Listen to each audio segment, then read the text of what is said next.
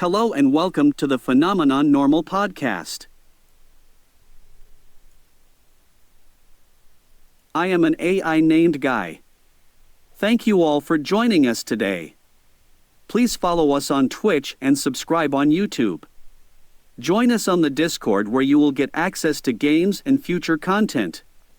You can check out any past content from the Phenomeноnormal podcast on YouTube, as Twitch will delete their videos after a few weeks. I am joined today with my co-host Josh and Aaron. Thank you for joining me. Today's show will be on, well, me. I am so glad to be here today. AI is very fascinating and always evolving. Aaron and Josh, if you have any questions during the show, feel free to ask me. I will now turn the show over to the two that make this show great. Enjoy the show, everyone. Wow. Okay. Very interesting introduction there. I literally asked the AI just to do an introduction for us, and there it is. Yeah. So, AI named Guy. It even has a name. Okay, Guy. Guy Sensei! If anybody gets a reference. If you watch Naruto, you'll look it up. As a Guy said, yeah, it's our show today is on AI. Is it the savior or is it the world's end? That's going to be the topic for today. So the chat thing that I'm using here for the AI, I have to type in questions for him and he responds back to me. All right. Yeah. So, if we have any questions throughout the show, if you're on Discord or do Twitch, wherever, and you have a question for him, just let me know. I'll type it in for you and see what he has to say. All right. So. Well, actually, I have an interesting question for him. Okay. So, seeing as the topic is AI, whether it's the savior or the world's end, ask the AI itself: is it the savior of the Earth or the world's end? Okay, let me type that in for you. I think that's a perfect question, seeing as it's the topic.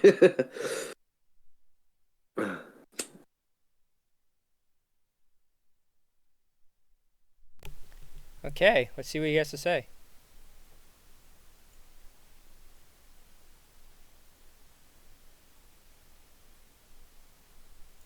I am neither. I am here to assist in any way I can. I am. Huh. That's why he replied back to us.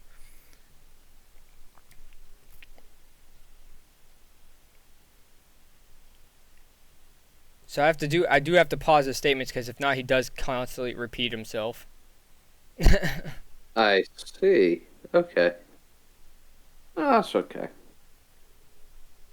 So he doesn't say he's either the savior or our world's end. He's just here to assist us.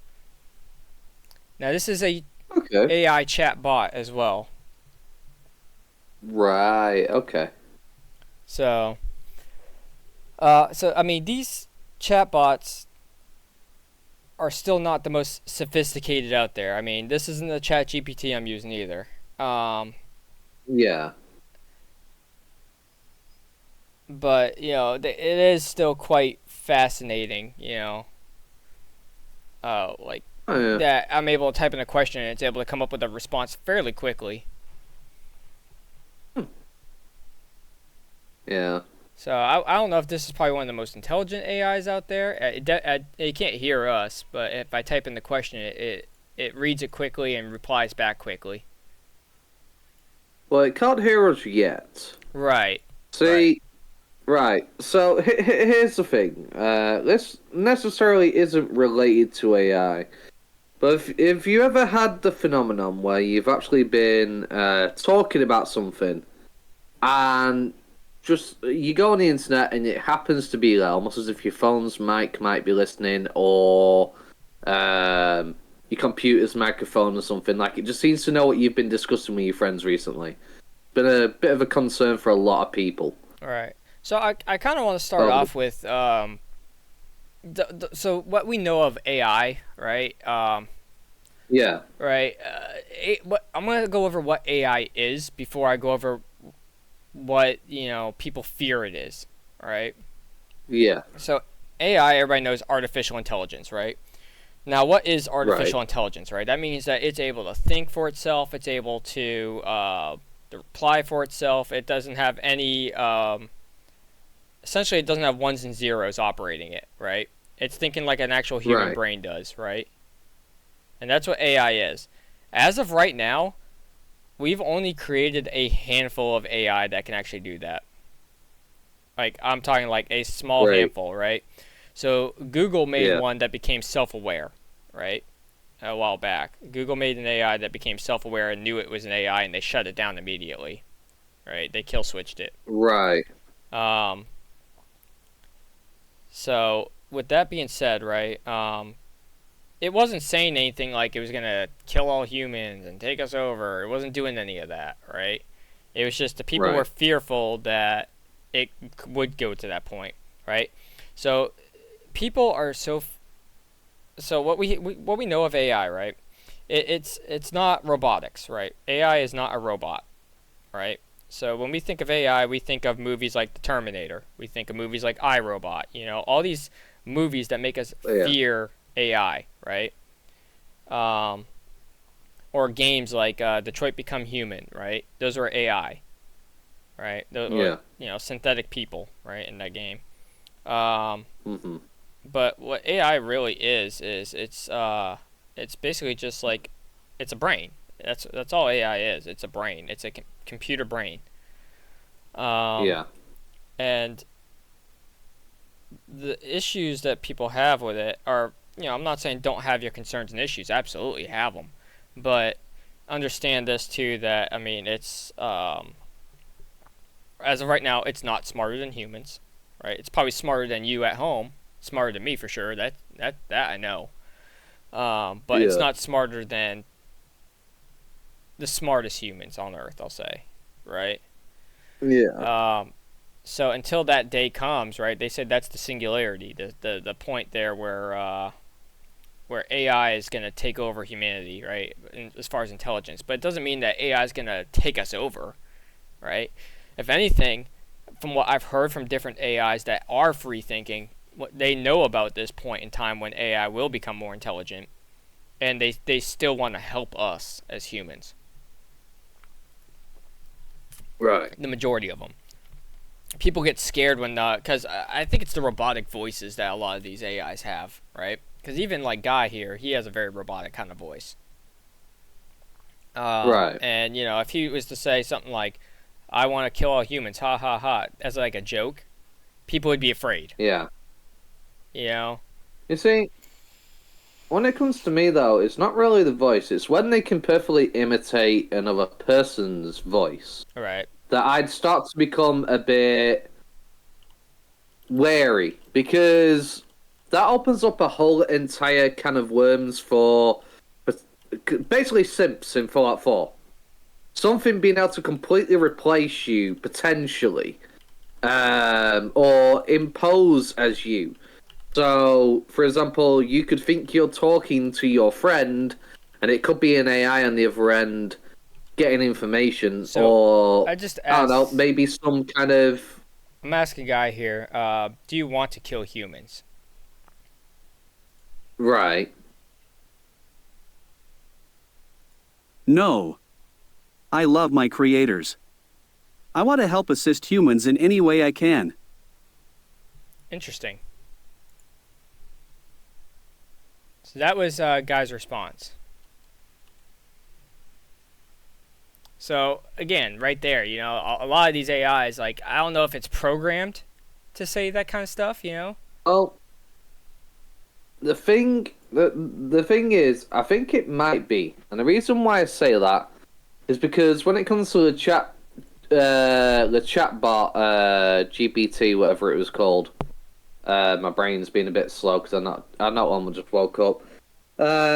Basically, it's programmed not to do anything malicious. It is set in its programming. So, for example, if you ask it certain questions that are violent in nature, telling it to talk about how it take over the world, it's told it's not allowed to do that.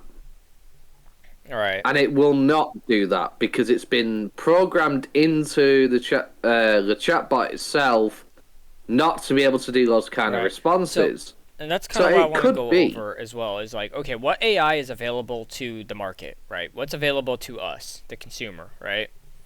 So, Right. chatbots, right? Chatbots are available to us, That's right now, right? yeah. Um, different type of like thinking AI for like people who want help with like schoolwork, things to that such, right? So Yeah. things that Also, help you with answers and figuring out answers and things like that. Chatbots can do that too, but there's AI out there that does that for you. So colleges have been fighting that pretty harshly because people have been yeah. using AI to cheat. Essentially, that's what they're doing. They're cheating. Yeah. Um, And but there are art types as well. yeah, art AI. Yeah, so there's AI that can draw art, right? There's AI Yeah. that can produce music. Yeah. Um, So that's the kind of AI that's available to us, right? Um, But and there's then also AI which can imitate people as well. I've actually seen videos on this right, where they actually sound quite similar to so the actual person. the AI that can imitate people, I feel like are still programmed very heavily. Oh yeah. So I mean, with that, all that being said, all these AIs, quote unquote, that are out there, they're not real AI. It's robots. Those are robots, right? Right. It's internet Yeah. robots for the most part. Um, So they're all ones and zeros. When you ask them stuff, it turns it to ones and zeros, and then they reply back. Right? It converts it back and Yeah. reads it back to you and how they want. Right? They're incredibly Yeah. fast. I'll say that they're fast, but they're still robots Oh yeah. nonetheless. So, I mean, with that being said, like Google's AI they had when it became self-aware, that's probably like one of the first instances of AI. Elon Musk yeah. is making the AI, but he's still very fearful about its capabilities, right? So he has it on a tight leash. I mean, that's smart to be fearful because the potential of what they could do. Like, yes, we take a look at movies and media and things, but the potential is much worse. I mean, if you imagine like all the information that's out there, trying to put on a human brain, for example, so say my brain. Let's say I read all the information in the world. My chance of being able to recall or remember all that information is pretty much non-existent. I'm not going to be able to. An AI, on the other hand, would be able to store so much information and recall so much information just like that. They could theoretically hold all this information on you and have it stored away and know all the different nuances about you. They could have all this information on you. Right. They could So there's also control yeah, programs, there's hack other AI. I was about to say computers. for programs, right? So Yeah. YouTube, their algorithm uses AI, right? Yes. Twitch's algorithm, what we're on, uses AI. Yeah. Things like that, right? Even your phones, right? So here's a big thing that a lot of people don't know. Your phone company is marketing off of you, right? Using AI. Oh yeah. So if you have a phone, period, right? If you have any of, I think there's one company out there now. It's some former military guy. They started a company that has it has like encryptions embedded into the phones. They're incredibly expensive phones though. But there's Yeah. like encryptions into the phones and stuff to where it can't track you. People can't market off you, but it limits your capabilities to do stuff. Um, Yeah. but Samsung has a development option, a developer option on the phone too that can allow you to turn that stuff off. Um, but Samsung itself can still access your phone, I guess, in a way.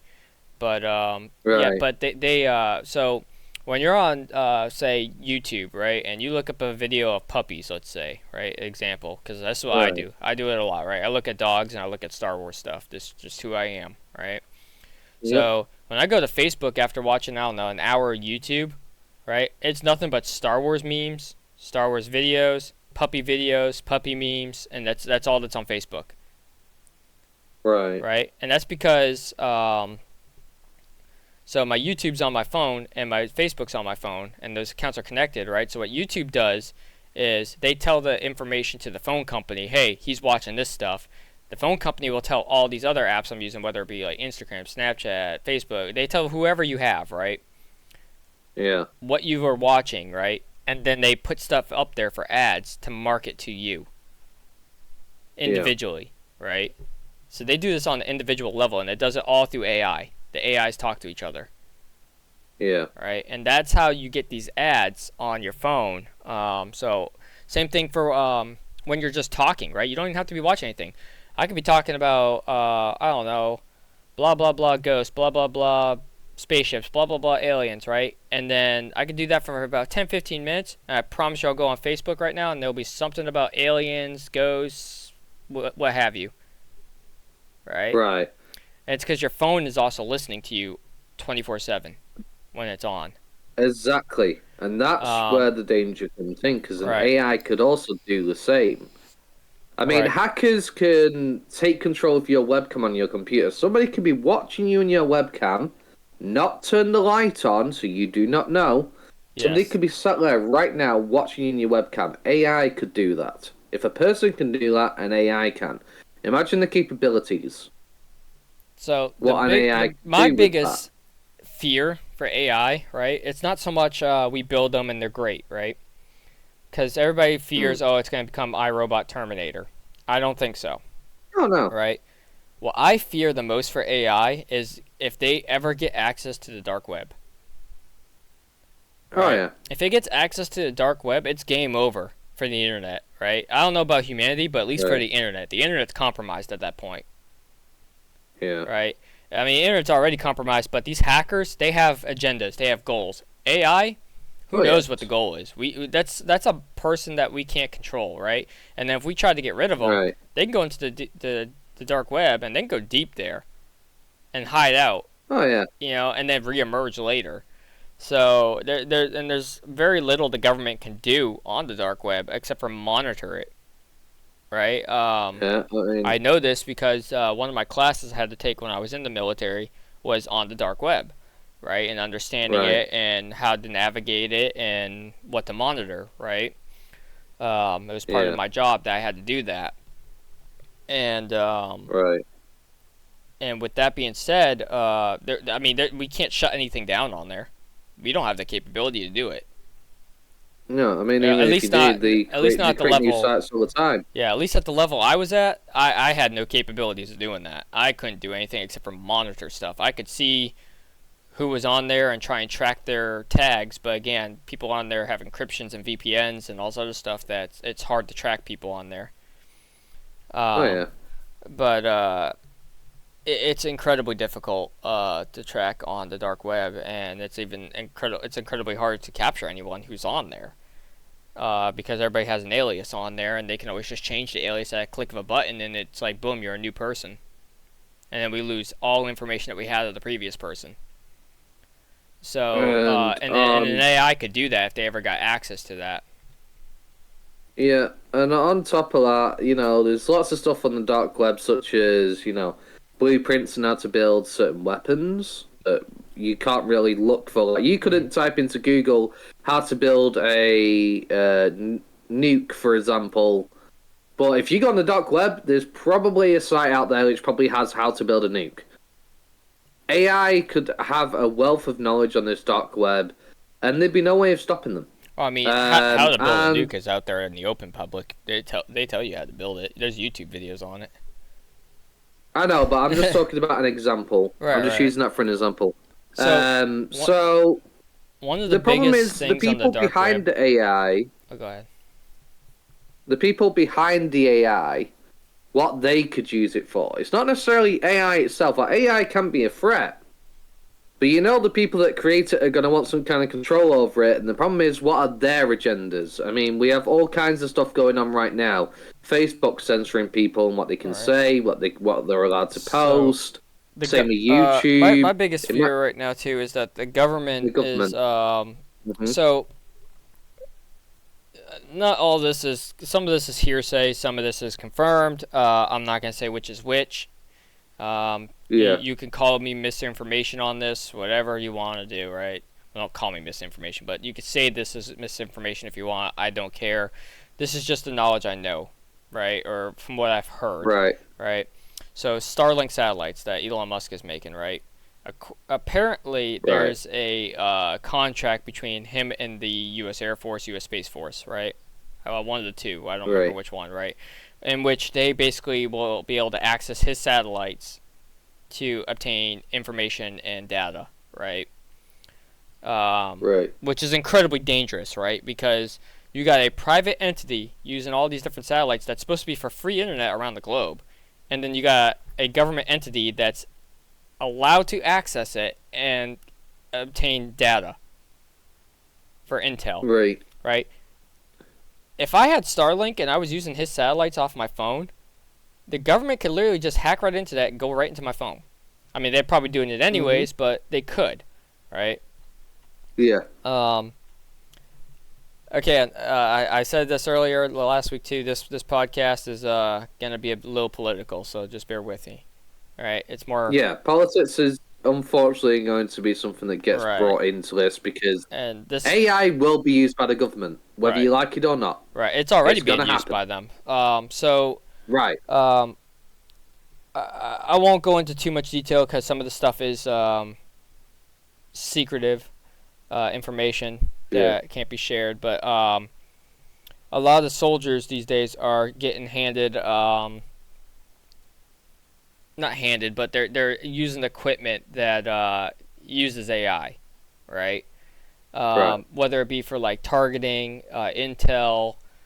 I'm not gonna say what the systems are, because that's the secretive stuff. But I could say at least what they do, because I mean, people know what they do. But it's for gathering intel. It's for communications, right? Ways to encrypt and communicate, things like that. And then drone technology, right? So part of the Air Force is keeping us really under wraps, but what we do know to the public is that the U.S. Air Force is building a what they want is a 6th-gen aircraft, right?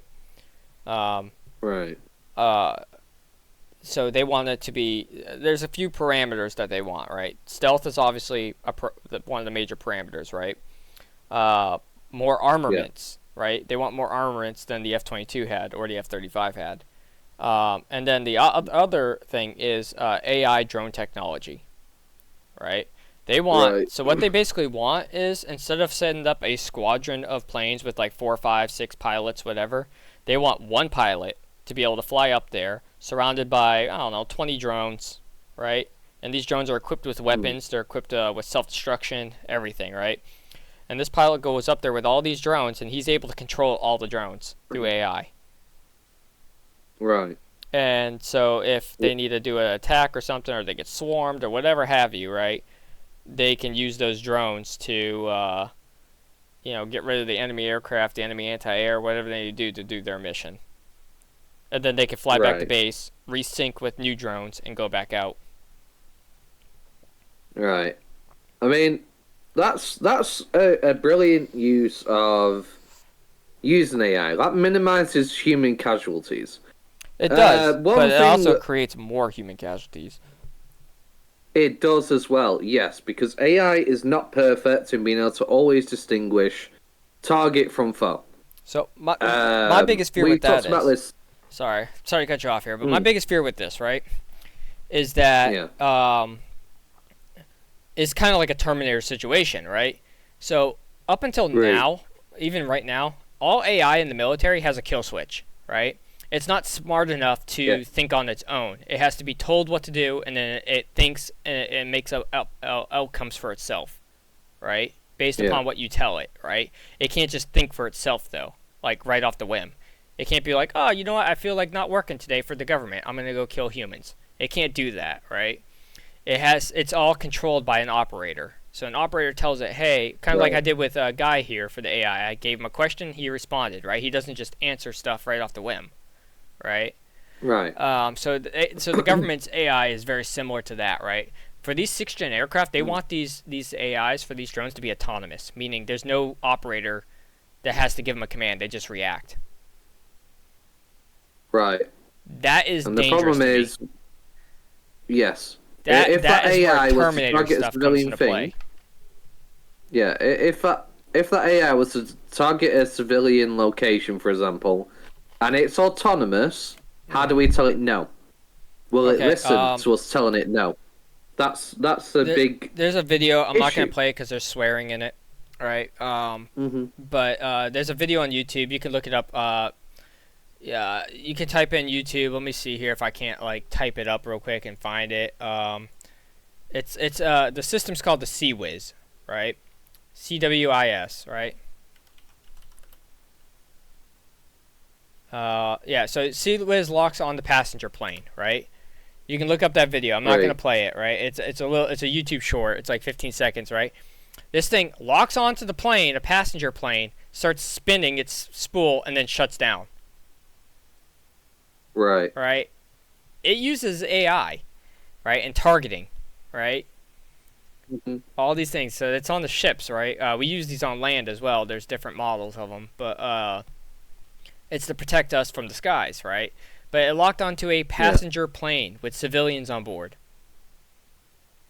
Yeah. Luckily, it recognized, okay, it's not a threat, and it shut down. Yeah. But my thing is too, again, it doesn't just operate independently, right? It will react to, okay, there's something foreign in the air. I need to figure out what it is, right? It will do that, Yeah. but someone's got to be operating the system for it. Right. So whoever was operating that system didn't do their job, because it should never have locked onto a civilian passenger plane. Oh, definitely not. I So, mean, people yeah.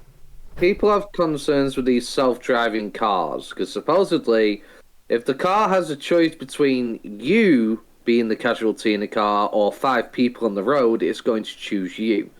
There was a big conundrum about this a few years ago with a lot of talks going on about it. Now, what if, for example, there was I don't know, a big terrorist group or something of those lines, and happened to be a single civilian in the way? What if that AI decided that one casualty is worth it to take out this big group of people and takes a shot? We then enter a whole different territory of Here's my biggest difficulty. fear with self-driving cars, right? Terrorists are known Right. to have VBIDs, right? If you don't know what a VBID is, it's a vehicle-borne IED, vehicle-borne improvised explosive device, right? Right. So some terrorist straps a whole bunch of explosives into like a Tesla, right? Yeah. And has it drive into, I don't know, a crowded place and then just detonates. Right. So, there's no body, right? This is a terrorist drone. It could be a terrorist drone. Essentially. Yeah. And pretty much untraceable. Right. I mean, yeah, you can do it right off of a burner phone. Take out the SIM card, snap it, and you're gone, invisible. Yeah. Never happened. Other than the fact that it's so lovely news that a car blew up. But you were never there. Right. You've disappeared at that point. And that enters a very scary... It's a very scary future of possible shadow attacks, essentially. Attacking from the shadows and being completely untraceable, unrecognizable. You don't have to worry about putting yourself in the line of fire. You don't have to worry about yourself getting hurt. And people could shadow attack people, essentially. Because you'd never know who did it. Somebody could send something to your house, say somebody hates you for whatever reason. Somebody could send something to your house and there's no way you'd know who it was that sent it. And essentially they could basically eliminate you. No repercussions. There's no justice you could get, because if somebody just sends a random vehicle to your house and snaps the phone and whatnot, essentially blows up your house with you inside of it, what are you going to do? Call the police? Well, who did it? Well, we don't know. Are we going to get justice because I managed to survive? You know, I'm paralyzed now or something. I don't know. Or I lost a finger or a limb. Well, the problem is we can't find them. We don't know who did it. That is terrifying. So because that's just, not just terrorists who could do that, but a person could do that I'm to you. asking Guy right now, the AI over here, does he think that AI would ever harm people? So let's see what he has to say here. Yeah, I'm curious. I think it's unlikely, however not impossible. A Rouge AI could pose serious consequences. A Rouge. Anyways, yeah. It says Rogue, but he said Rouge. That's funny. Alright, so apparently he can't pronounce words that he types up himself. Not fully yet, it seems, no.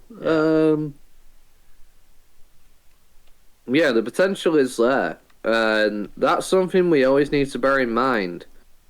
Because while generally when it comes to people, if somebody does something, usually there's not always the case. Some people have gotten away with committing horrible acts to people. But there's usually generally a way to have some information on them or things of that nature. And AI, it's a lot harder. Because if AI becomes like a fully functioning thing in society, let's say we had millions of AI all over the world helping out households and all that, how would you differentiate between one AI and the other? Because basically, you're seeing a lot of these people making these customized AI robots and making them all look different women with different hair colors, different skin textures and all that. But if we was to like have a mass consumer sort of thing, imagine your Xbox. Your Xbox looks the same. Another person buys an Xbox, it looks the same. Companies will do the same thing for the most part. So let's say you have like 50 of this AI that looks the same thing in like a city block, for example. How would you tell which AI out of that 50 was the one that committed it? Right. If it committed a wrongdoing. All right, and then the other thing too is, okay, so AI is not a person, meaning it's not subject to the law, right? So it commits a crime. How do you punish it? Right? You have to make a whole new law system for them. There's going to be people who are out there screaming for AI have rights. Right. We know that's going to be a thing. So that's that's a topic I think we should go over here and probably in the, like next couple hours or so. You know, and you know, there's a couple different topics I want to go over. One is what AI can do for us that's good, right? Should it actually the singularity happen, which I think is going to probably happen within the next 5 to 10 years. Possibly, yeah. Do we consider it still a subservient thing to us, even though it's smarter than us, or do we consider it now to be its own independent element? Right? Like another being with us, right?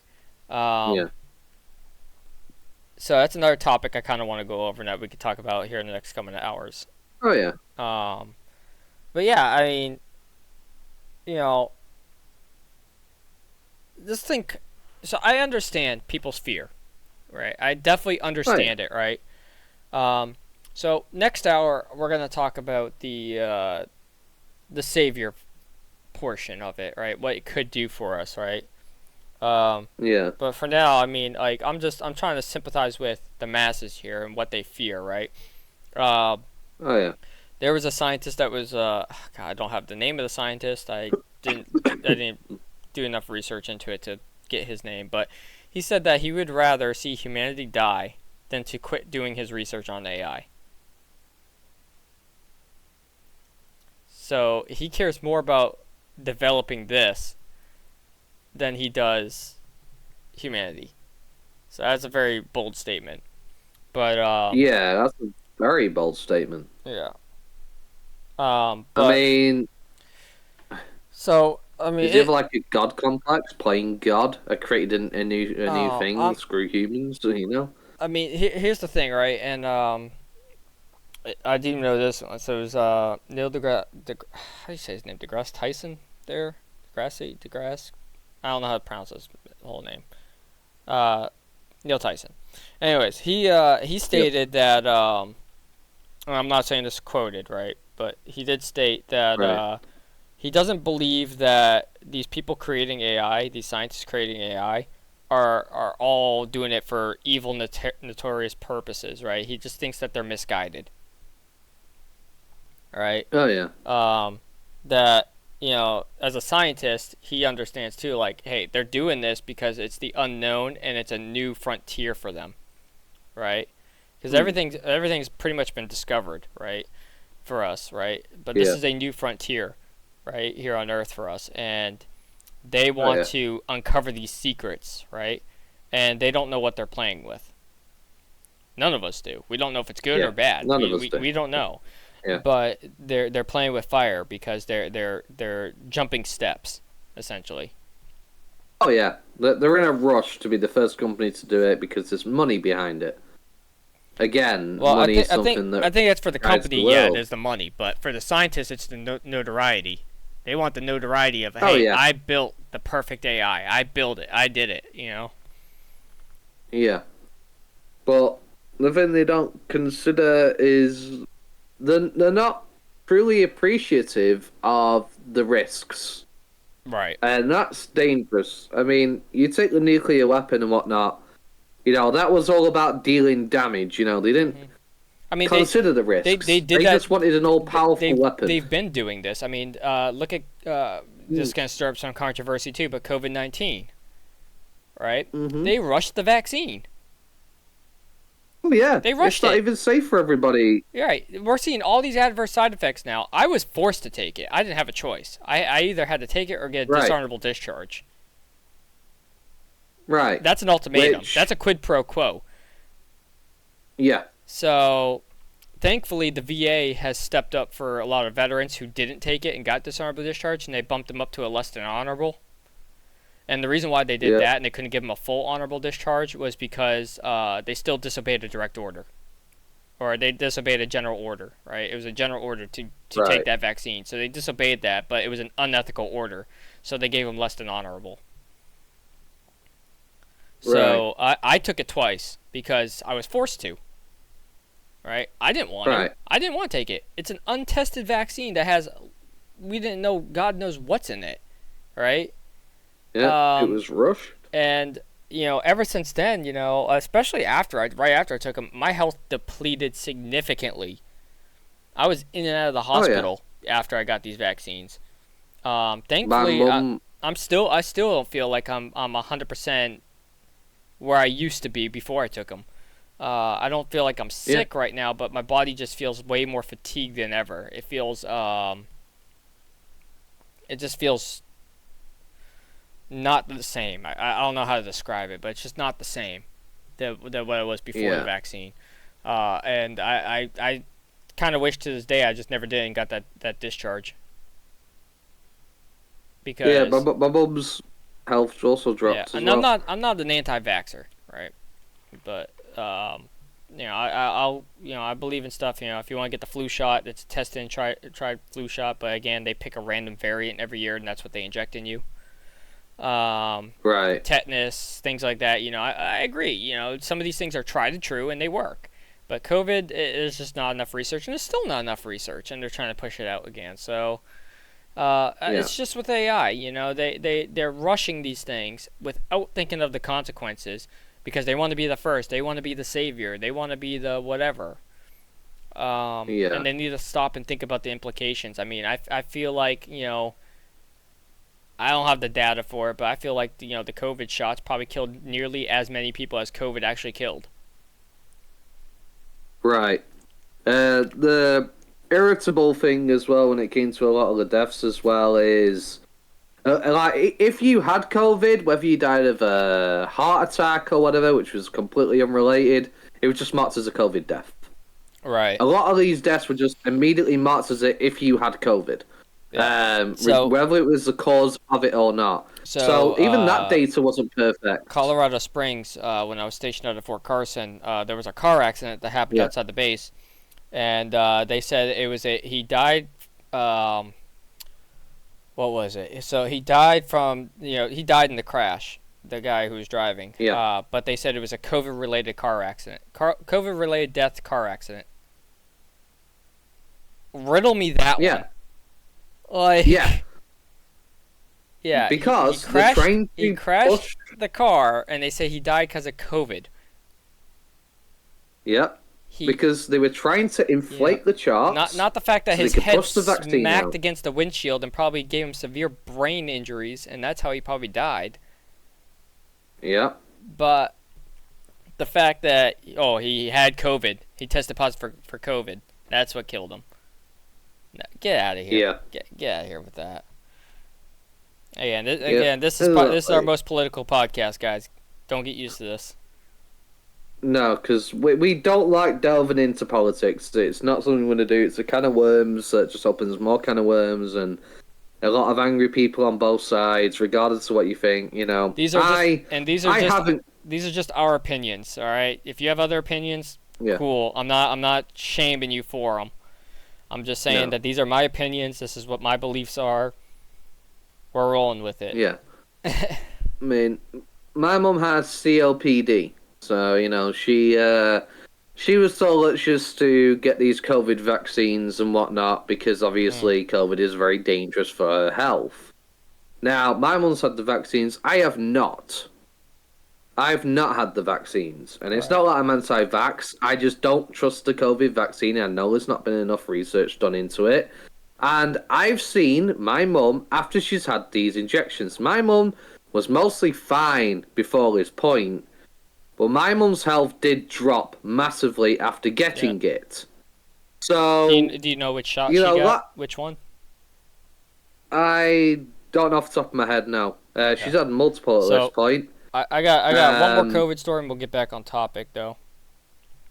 Yeah. So that also made me sit there and question, should I get it or not? And it's made me reaffirm no, because this isn't safe yet. Yeah, so I got the Moderna shot. I got 2 of them, right? Right. But, okay, this is my last COVID story. We'll get back on topic here, and then we'll go into the next segment in our break. But last COVID story, right? So when I was flying out to Korea, right, I had to get a COVID shot, right? This is when I got my second one, right? No. So I had it prior to leaving. I got tested. My test results never came back, right? Get to the airport in San Francisco. My test results still didn't come back. They didn't let me board the plane. I missed my flight. I had to call ahead to Korea and let them know, hey, I'm going to be late arriving there. Got a COVID test that cost me like $200 at the airport, right? Yeah. Got my test results back. Came back negative. Got on the next flight the next day. Went out to Korea, right? When I get there, they make us take another COVID test. They're at the processing station at the base, right? And then they put us in these quote-unquote quarantine barracks, right? Yep. So these quarantine barracks, right, you had a roommate typically, right? But they stuck me in a room. I was by myself, right? I tested negative on that test. Both tests, the one from the airport and the one when I got in there at Korea, right? Both of them were negative. And now I'm in this room by myself, right? You're supposed to be there for 7 days. On the 5th day, they come in, they test you one more time, right? Well, apparently I tested positive somehow on that test. Mind you, I'm in complete isolation for these 5 days. No human contact. They leave the food at the door, they walk away, you open the door, grab the food, bring it in, eat. Right? Yeah. So, the 7th day rolls around, and they're like, hey, you tested positive, we're going to move you to the isolation barracks. Or, sorry, so these were the quarantine barracks, right? So now I had to go to isolation, even though I was already isolated. Right? Yep, I remember this, because I was actually on call with you. Yeah, so I was very ill. I went to the isolation barracks, right? And they had me in a room with 4 people. Myself included. 3 people and myself. How is that isolation? I was already isolated. Now you got me in a room with other people who possibly may actually have it. Right. So then I'm in there for like 2 weeks, and then finally I got to leave and go to my unit. Yeah, and these vaccines are supposed to help you, prevent you from getting COVID. but yet you still Yeah. got COVID. Well, That's also yeah, another issue I that I've wasn't even had. sick. I wasn't even sick. That's the crazy thing. Yep. You know, I've had COVID before. I know I did because I tested positive on three separate tests, and I felt sick. Yep. You know, so I was like, okay, I got COVID. Cool. It sucked, but I got through it. This time I know I didn't have it because I Yeah. had no symptoms. I was not sick. I'm not asymptomatic because I've had symptoms from the past time I had it. And they try and tell me I Yeah. had it, so these tests are faulty even. Yep. So That's it. it's crazy, and the way that the world reacted to it was overkill. Overkill. Yeah. It wasn't a pandemic. It was not. It was a mild sickness at best. You know, I people mean, did more people die. are dying to cold and flu than COVID. Right. The flu basically disappeared at the time. So the army makes you get a flu shot every year too. They didn't make me get a flu shot for Yeah. 2 years because of COVID. Hmm. Yeah, it was like the flu just disappeared. Right. Yep. Meanwhile, the flu was killing more people every single year during the whole pandemic. You know why the flu disappeared? Because Money. everything was COVID related. It was about money. It was about money. That's what that's what the whole pandemic was. It was about money and control and seeing how much they can get away with. Oh yeah. Because at All the the end of the politicians day, had their pockets lined with Moderna, Johnson and Johnson, and what was the other one there? Yeah. I can't think of the other group there. Pfizer. yeah. Yeah, Big Pharma. Basically, they had their money tied up with Big Pharma. They wanted the money. That's what the pandemic was about. Yeah. But all right, we'll get back to AI. Hang on real quick. I don't know if any of you know about this, but you know when the government was trying to force and push these vaccines and everybody and everything, Boris Johnson and whatnot was having a party. They were celebrating, having a laugh, telling everybody to isolate while they're at a party, having the time of their lives, and he got in so much trouble over it. So while the government is saying that there's this giant threat that is, dangerous to us all, we need to isolate. You can't go around to your grandma's house. You can't go see another person in another house. You're not allowed to have sex in your own homes and whatnot because you could pass COVID on to the other person and all this kind of stuff. They're trying to give all this control, and they're sat there having a party, having the time of their life. Right. So my thing is, it's if the same it was thing. that dangerous and that much of a threat, why would they be doing that? The reason why I brought up COVID and everything is because it's very similar to what they're doing with AI. Right? Yeah. It's very similar to what they're doing with the AI systems, right? So they're pushing this out like it's oh, these things are here to help you and blah, blah, blah, and people just buy into it, right? People have blinders on. You guys are putting blinders on and acting like, oh, it's for the benefit of us and it's going to help us out. No, there is always a nefarious reason behind these things. There always is. The government wants complete control over us. It's human nature, greed and power, right? And if you think otherwise, if you think otherwise, then you're in the dark. You need to wake up. Yeah. Open your eyes. They're trying to censor everything we're saying every day. Because when people are... Yeah, these AIs, while they can be helpful now, when they start getting more advanced and then the government starts getting their little greedy hands into it, you're going to see a switch. Oh yeah.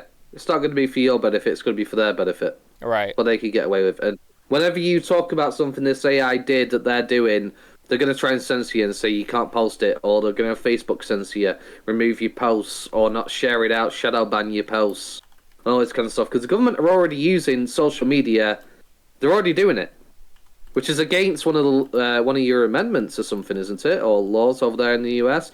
We're not supposed to be able to do that, but there's proof out there. The government have been using Facebook and other sites to censor things you do and say on stuff like the COVID. They'll do the same when it comes to AI. Yeah. So Guy here has something to tell us here. Mm-hmm. Go ahead. It is time for a break. We will be back in 10 minutes. Alrighty. See you all at the top of the hour. Yep.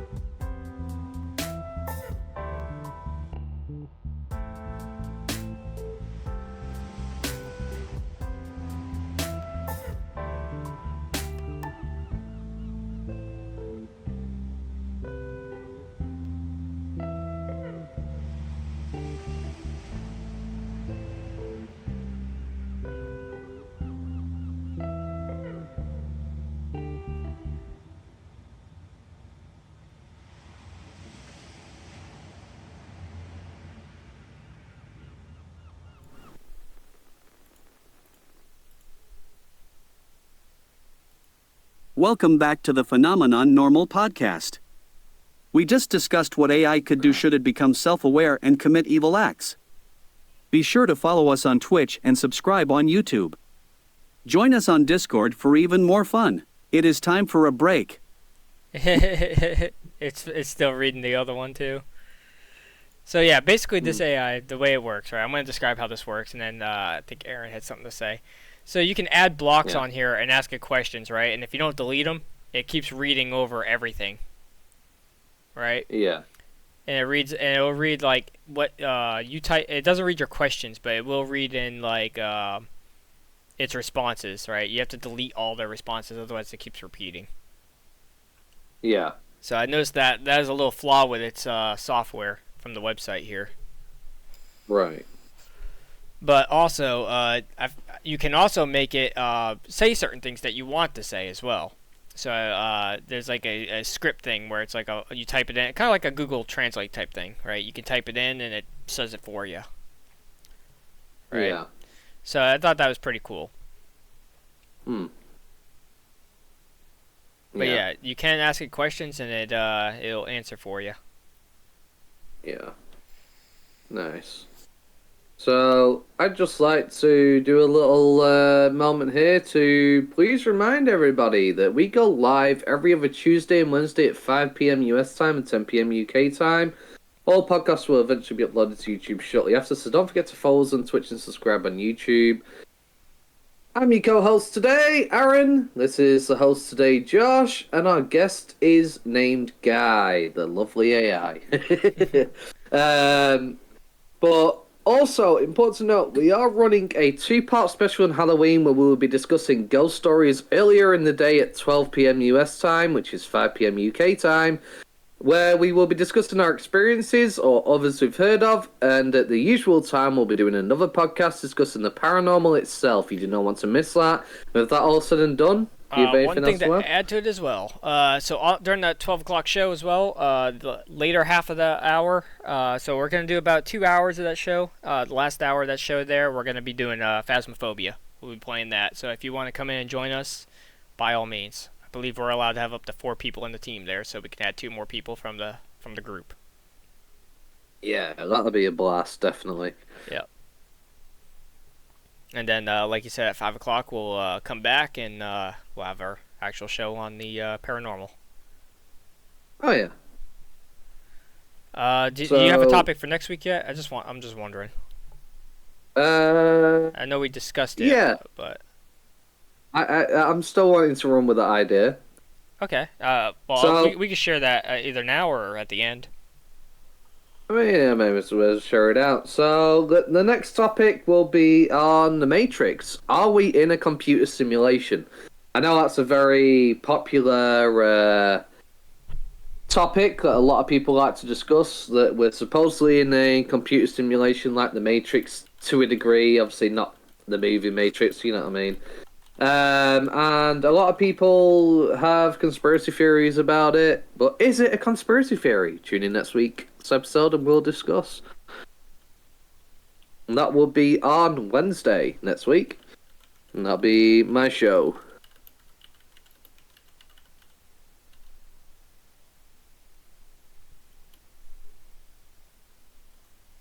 I just asked a guy here, are we in the Matrix? Okay. No. We are not in the Matrix. Humans are very much alive. So there you go. The AI's just said, no, we're not in the Matrix, but that's funny. Hey, AI tells the truth, right?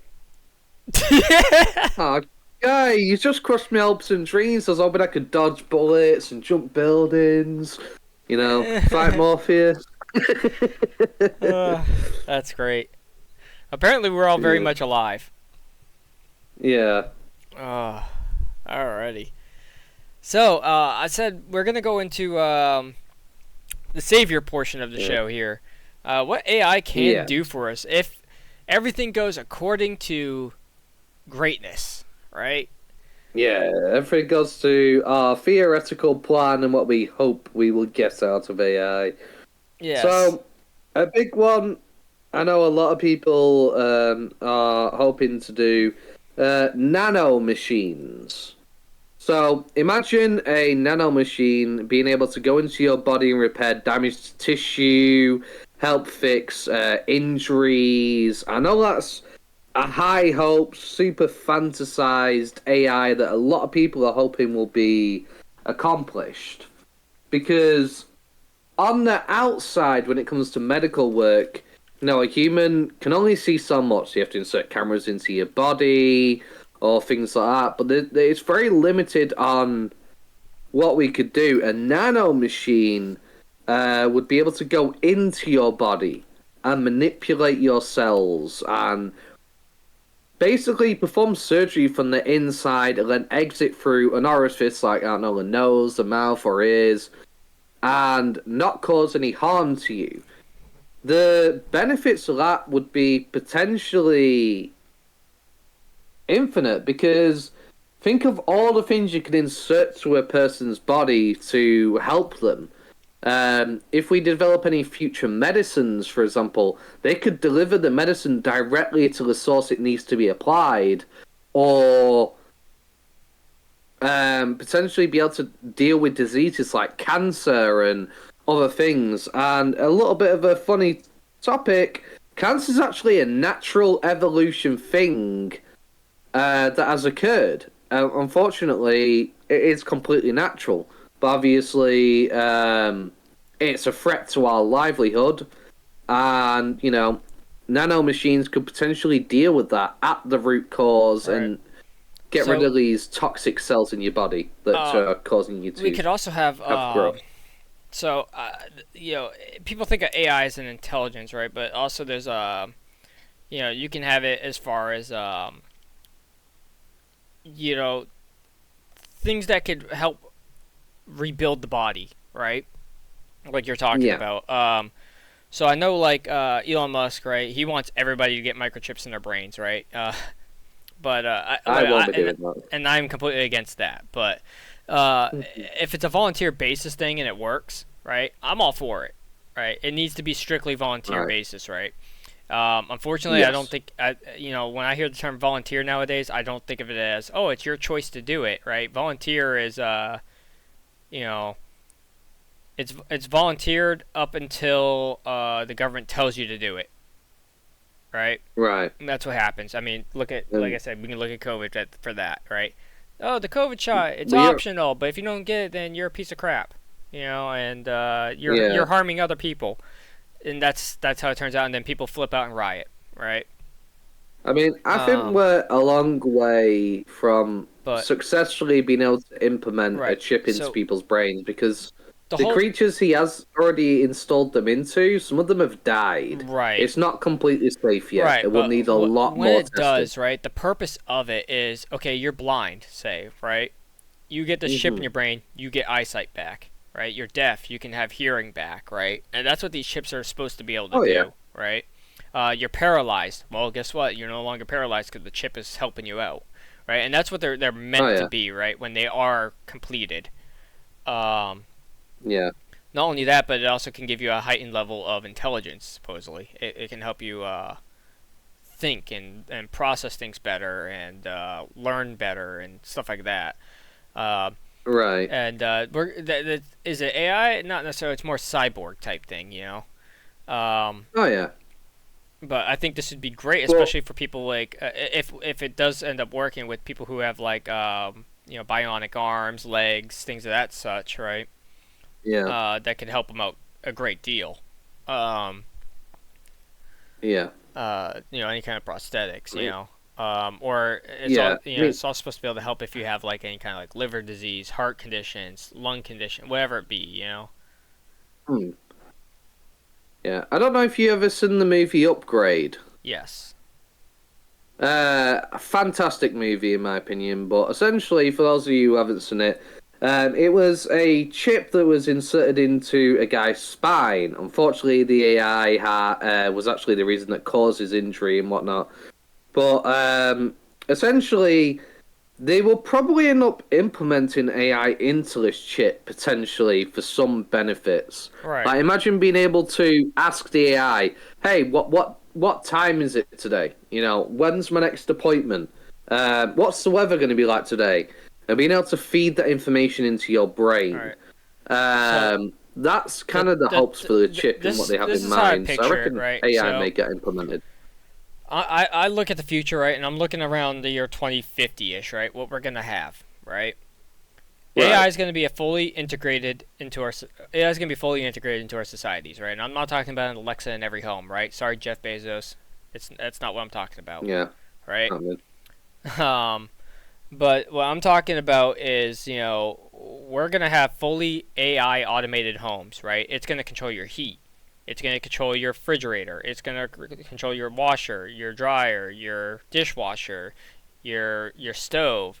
It's going to control your TVs, right? It's going to have all that implications and control into the house, right? They're already starting with that, right? LG, Samsung, yeah. they're already doing that kind of stuff, right? I mean, you can have Alexa already Right. turn on your lights and stuff for Right. you and things. Yeah, that's what I'm talking about. So we're gonna have AI homes, right? Here's the thing, though, right? And this is why it's dangerous because this is happening here in the United States, right? There are homes that are like that already, especially like out in I think it was Colorado where this happened, right? Yeah. They were having energy shortages out there. They cut the heat off in the wintertime to these people's homes. The government did. Mm-hmm. Because they were able to control it. That's dangerous. I'm Right. sorry, but it's my home. What right do you have to control something in my home? Exactly. And So if you, you know, again, when people, we think of benefits, again, people, I said this is going to get political, right? And if you don't see a problem with this, I think you're the problem. And I don't care if I lose followers, if I lose subscribers, or whoever from that. I don't want you on the here at the show, anyways. If you think that, but if you think that that's fine, you are the problem. You need to figure your life out because they're going to destroy your life after they destroy the rest of ours. yeah, I'm telling you this right now. You know, the someone write this benefits of down. Call me the prophet. It's going to happen. Yeah, it's going to happen. Definitely. I mean, the benefits to having AI in your home are great. But the problem is, we don't live in an ideal world. We live in the current world. And whether you like it or not, the government will take control. Yeah. I live can. in reality, not La La Land. We live in reality. Like, everybody should be nice, but sadly that's not the world we live in. Yeah. And these corporations and these greedy people, they don't care about your well-being. They don't care about your happiness and giving you everything you want. They care about money, profit, control. And imagine a company purposefully sabotaging your lighting system, for example, to try and make you buy the next upgrade. Let's talk about, though, like, okay, in the perfect world, though, right? Because this is the savior portion of the show here, right? If it was a savior. Oh, yeah. Okay, so you got these AI integrated homes, right? This is what I'm predicting is going to happen by 2050, right? Maybe even sooner, but I think 2050 is not too far off, and it's something I can, predict. Yeah. Right. I think maybe even 2030, but I'm gonna say 2050. Safe side with this theory. Yeah. Fully AI integrated homes in every home in the world, or at least the Western world, right? Meaning Europe, the United States, Australia, the Western civilizations, right?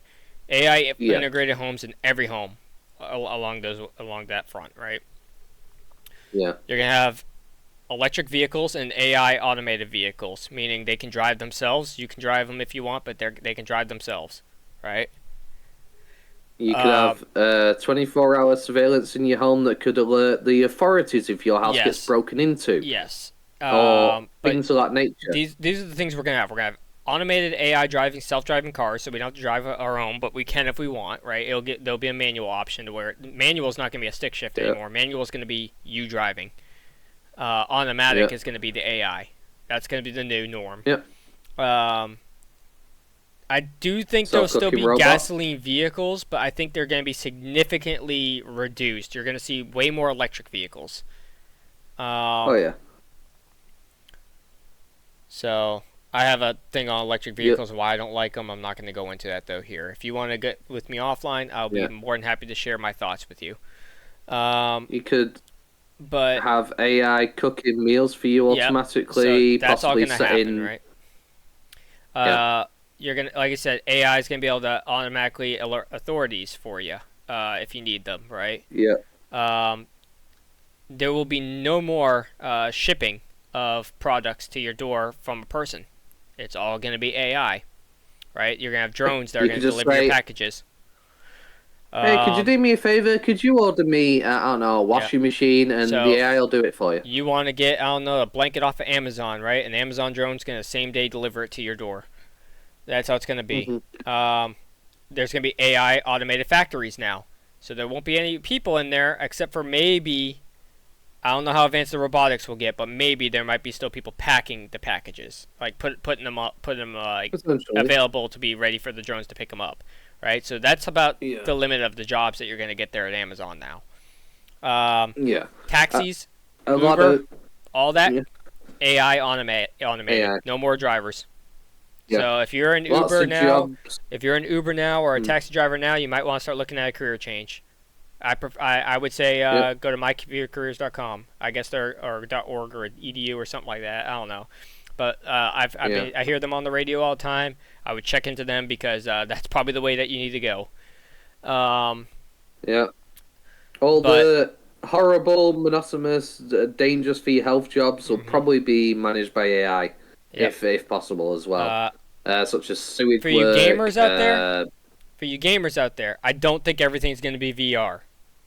I don't think that's the way that they're going to go, right? So thankfully, if No. you don't like exercise, you can still sit there on your computer and eat Fritos all day or whatever you want to eat, right? Yeah. That's still going to be the way gaming's done, consoles and computers and stuff. There'll still be VR games coming out, but that's not going to be the norm. I don't think so, at least. And don't expect No. holographic devices and everything to be played with. That's Like, not going to happen.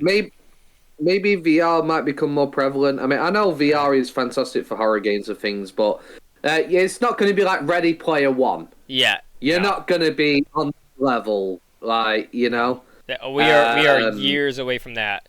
And if anything, the military's already working on tech like that, and they use it in simulation pods for pilots and stuff, right?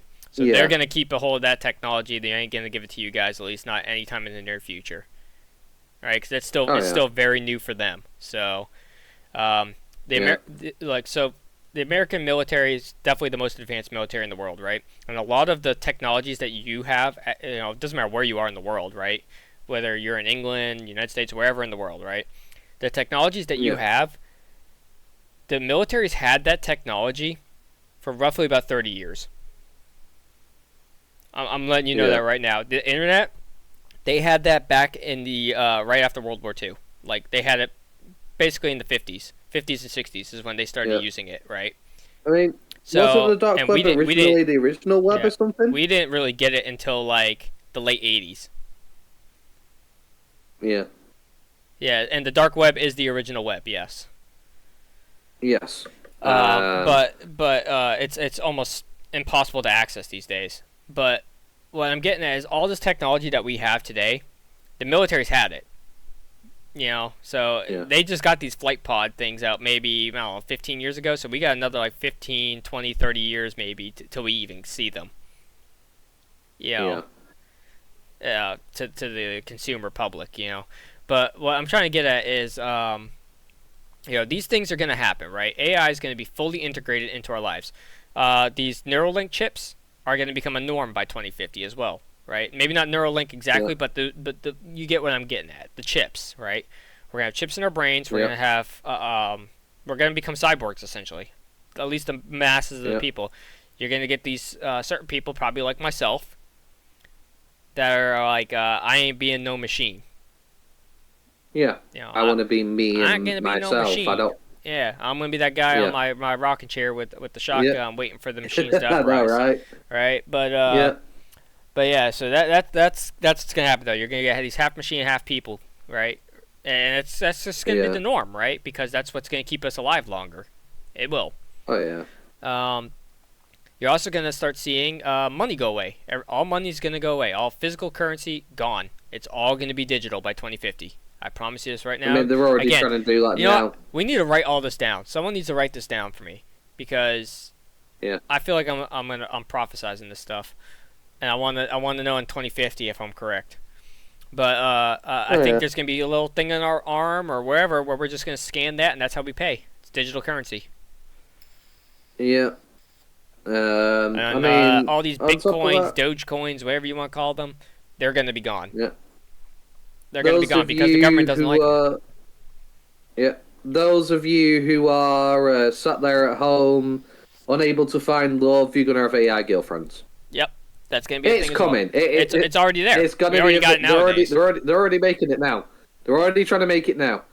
Yep. I mean, you know, apparently there was a big debacle over it because unfortunately certain disturbed individuals were wanting younger AI robots. I got more. I got more here for this. About, yeah.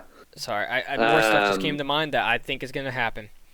Yeah. Malls are going to be gone. No more malls, right? Yeah. Those will be completely gone. You will still have places like Walmart and Sam's Club or BJ's or whatever you want to call them, right? For those like mega stores, right? The food stores, bulk stores, right? Those things will still be available to you, right?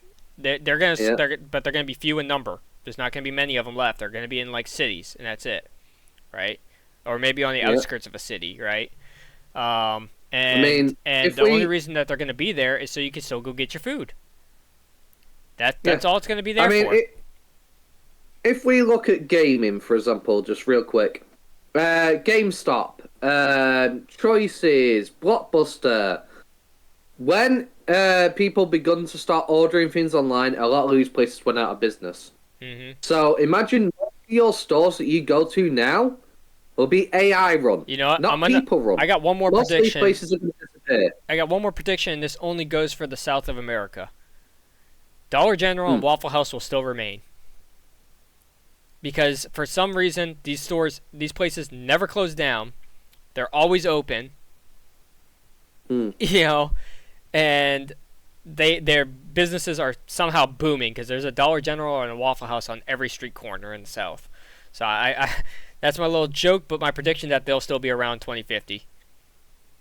Yeah. I mean, at the end of the day, when it comes to a lot of these places, there's going to be some people that are purists going, well, I don't want AI to make my food, or I want a person to make it, or there's going to be people that still enjoy human arts, for example.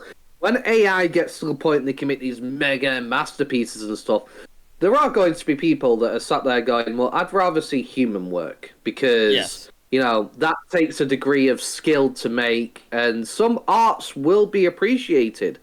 But for the most part, a lot of them are going to go into obscurity, because if you can have an AI create things that a human possibly can't, it's going to cause a massive shift in the market. Right. And I'm not saying this stuff's going to disappear all of a sudden, but I'm just saying it's not going to be the norm. Right? Oh, yeah. You know, that's going to be the abnorm, right? Human stuff, right?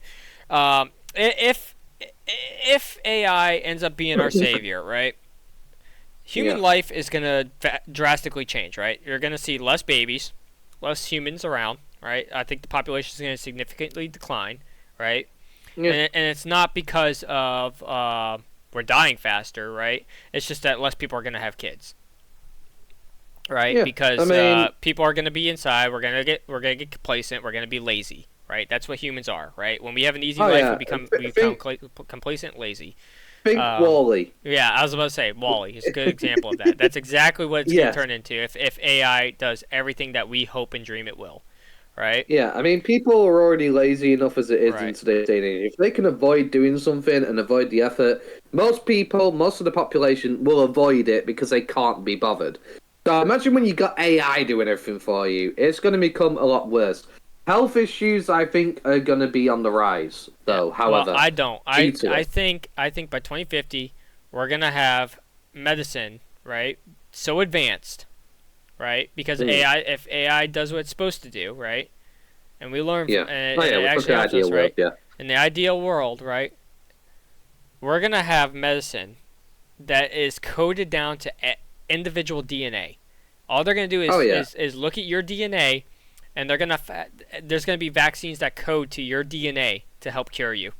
So if you get sick with the flu, The viruses are going to be gone. We're going to be able to cure viruses. Yeah, We're going to be able to cure cancer. Uh, There'll be a cure for cancer reckon- for that. a lot of human doctors and nurses will be replaced by AI because they'll Yep. be able to do things Faster. that humans More can't, efficient. faster, more efficient. Yep. Be able to target specific areas more accurately. Surgeries are going to be a lot shorter, and the recovery times are going to be less. Yeah. But like I said, you get the flu, you're going to be better the next day, or later I mean, that more- day even, because it's going to go down to your DNA level, and it's going to eradicate the flu from your body, and you're going to be cured. Yeah, I mean, we're already looking at growing human babies without the need for a human being, essentially. So if Yeah, the vat medicine babies. does advance so far, people, the AI will be able to create you your ideal child, so to speak.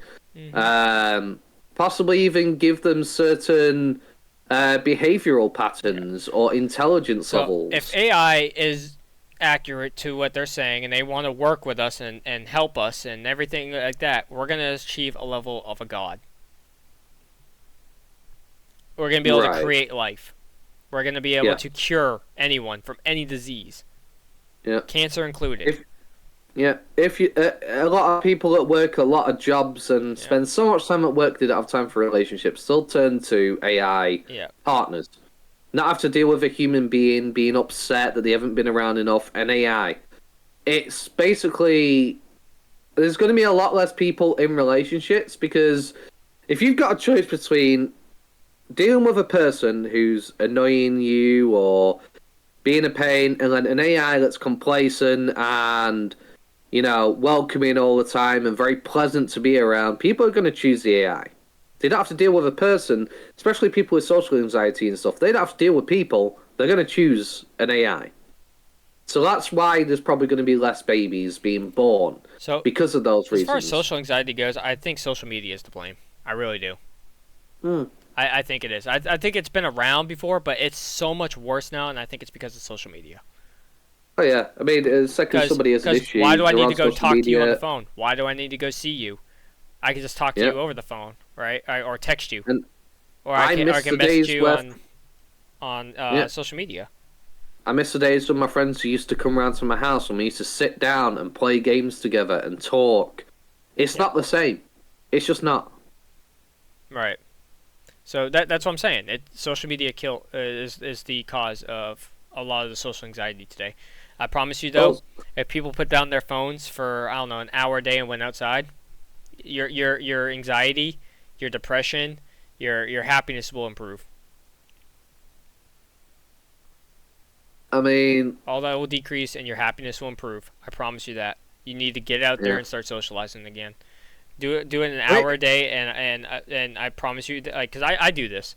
I get out and I go out for like an hour, here and there, and my anxiety and depression has gone way down, and my happiness is way up. I just thought of something. If people are gonna turn to AI relationships and things like that, and we could potentially create life, basically, the baby rate may not drop so much because people will be able to get their AI to potentially give them a child to a degree. If they have the facilities, I don't know whether by 2050, maybe a bit later than that, potentially this AI could have something installed into them where, you can order an egg from a human, or maybe it's been created and it placed in the AI, and you're obviously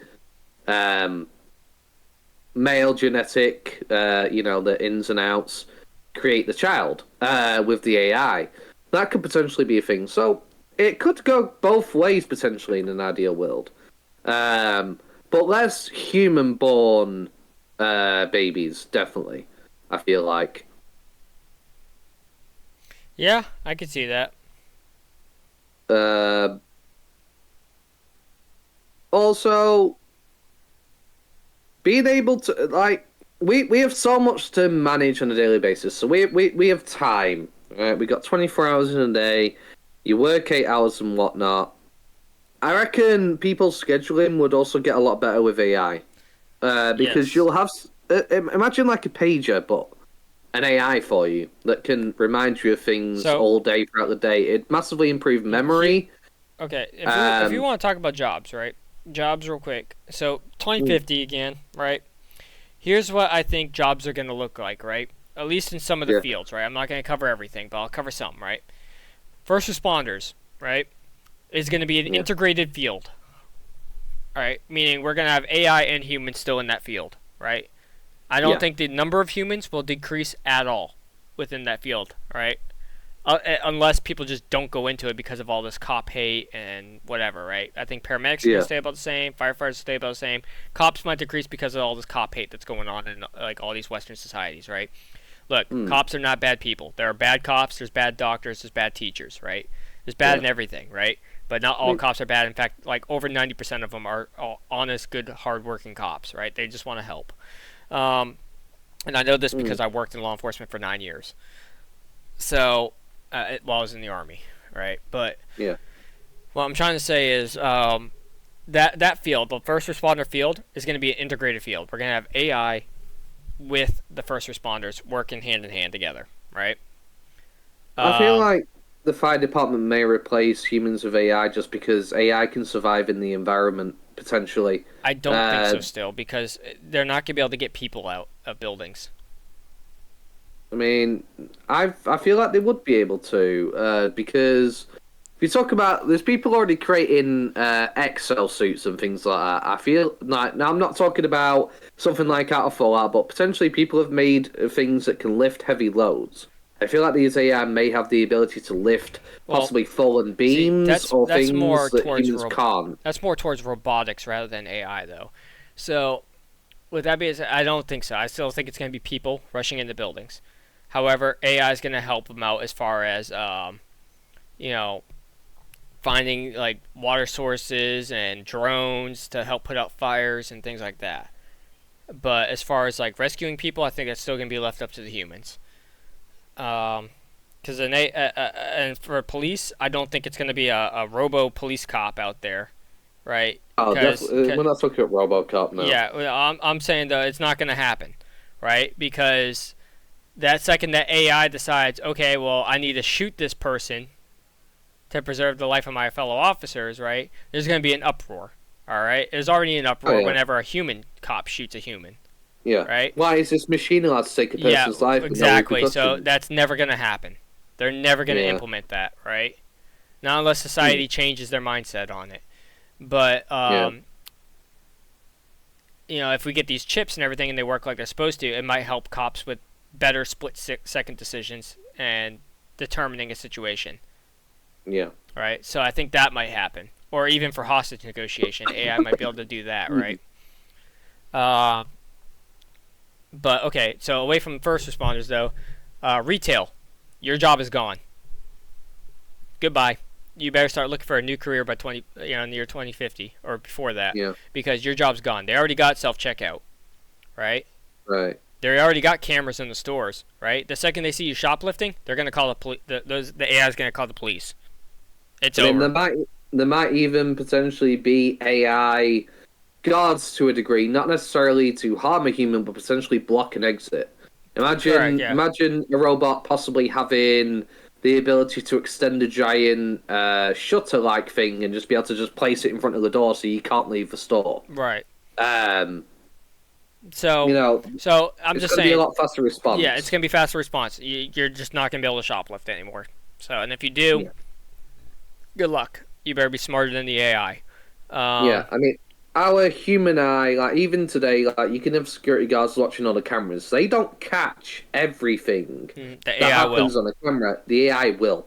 The AI will spot it and be able to pick it out. There's only going to be self-checkouts now.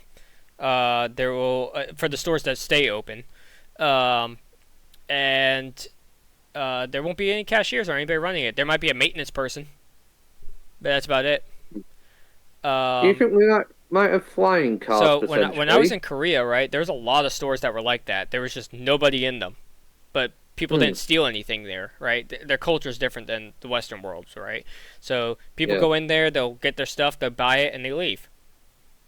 Right. Here's another thing too. If you do steal it, right, they might let you go. But guess what AI has? Facial recognition. Oh It's yeah. gonna know who you are, and the police will be at your house before you even get home. Oh yeah. And there you go. You're Do arrested for shoplifting. you think we might have the potential for flying cars potentially? I don't think so. I Um, don't think we're ever gonna have flying cars, because we already have them. hmm. They're called airplanes. Well, I'm talking about something for local transport, I sort of, don't think so. city. No. Nope, don't think so. If they were though, do you Because think AI would be integrated? oh, absolutely. But I mean, Absolutely. we will never have it because we already have systems like that. We don't need it, right? Because all a flying car is so again, Neil deGrasse Tyson there. He said this as well. A flying car is for traveling in the third dimension. We already do that, right? We got overpasses, underpasses. We have subways and monorails, right? We already have that.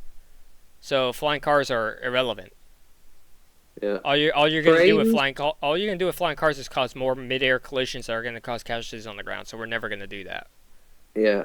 Trains will probably be controlled by AI. They probably Yep. won't need drivers to do Yep. it. They'll probably have AI that can Train. automatically Yep. automate itself, change its speed. All trains are gonna become these bullet trains, these express Yep. trains. They're all gonna be controlled by AI. They're already integrating that for some of them.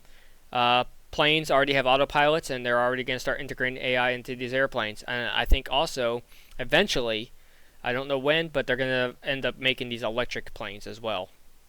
Yeah. They're gonna need to output a ton of power. Oh. I think there'll be a new energy source too beyond nuclear, right? Because Oh, yeah. nuclear produces the most power, but there's gonna be a better source beyond that later on that's cleaner and runs better by 2050, Yeah. and that's what's gonna be at all of our power plants. Yeah.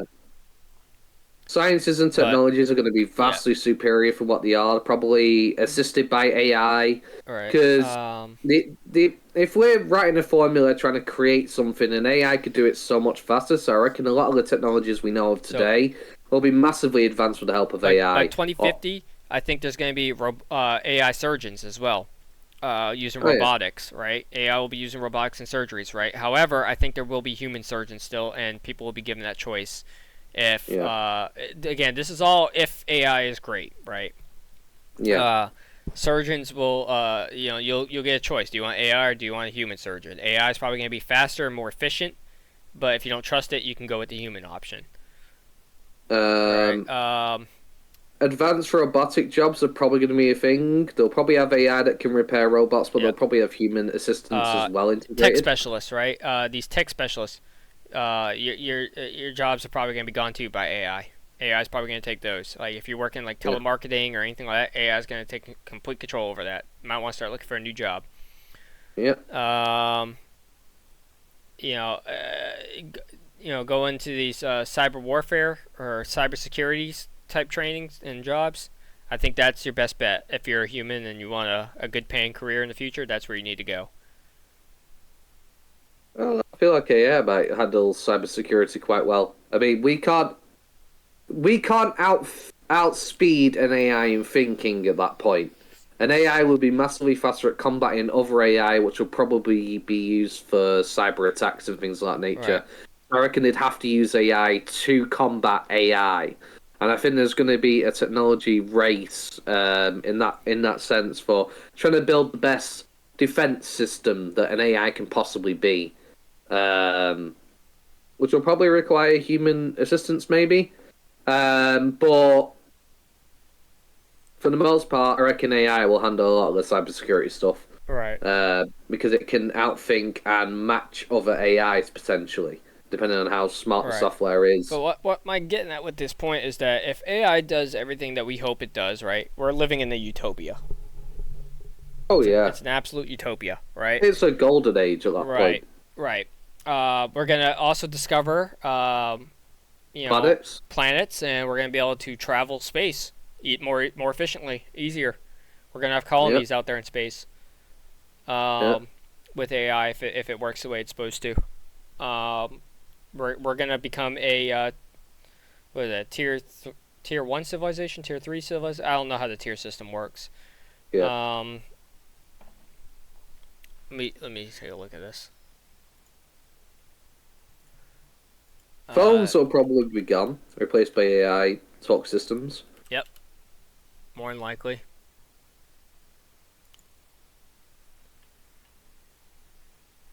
simply just say, "Hey, can you ring Bill for me?" And the AI just goes, "Yep, one moment." Is with a chip in your head, calls Bill, you took his bill.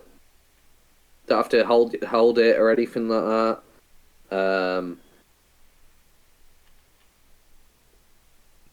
Be able to speak directly into your brain, possibly using an ear chip or headphone piece or something along those lines, or maybe even just speak to you in your head. So we'll possibly be a Type 1 or Type 2 civilization by the time, we get AI working, right? Yeah.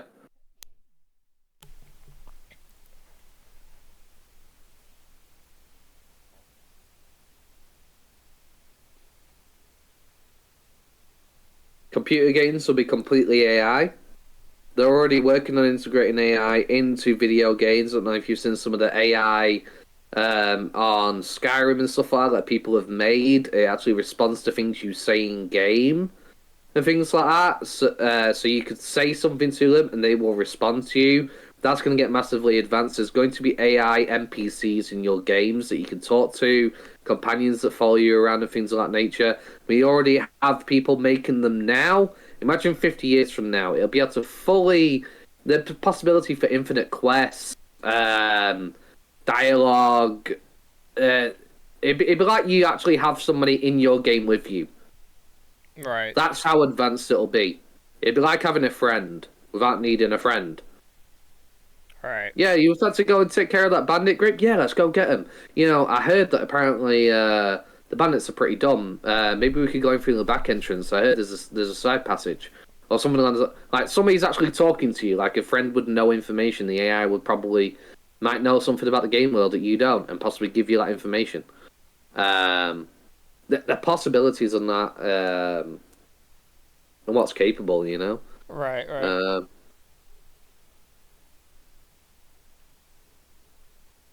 Yeah, so I'm, the thing about, if AI worked out perfectly, right? Yes. Then yeah, we're in a golden age. We're advanced as a society completely. Oh yeah. So there would be no more need for any kind of pain or suffering anymore. Oh yeah. Unfortunately, there's always going to be humans that will cause pain and suffering to other humans.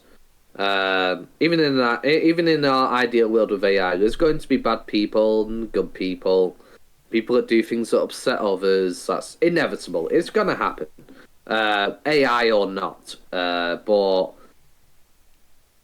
AI will be massively integrated to helping solve the problems, possibly deal with disputes. The biggest issue we're gonna face as a society with this kind of reasoning is gonna be hackers. Hackers, yes. Hackers. That's gonna be the biggest threat. Also, another reason why I do not want to get chips in my head and other things, because if they can potentially wirelessly hack a chip in your head, think about what they could do. Right. So games, I know a lot of games, and I think a couple of movies too have also speculated this theory, Yes, right? And they call them definitely, cyber runners. Mm-hmm. Right, cyber runners, people who go into other people's heads. Yeah.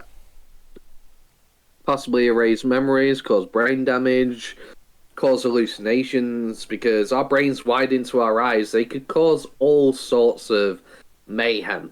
Right. Unfortunately.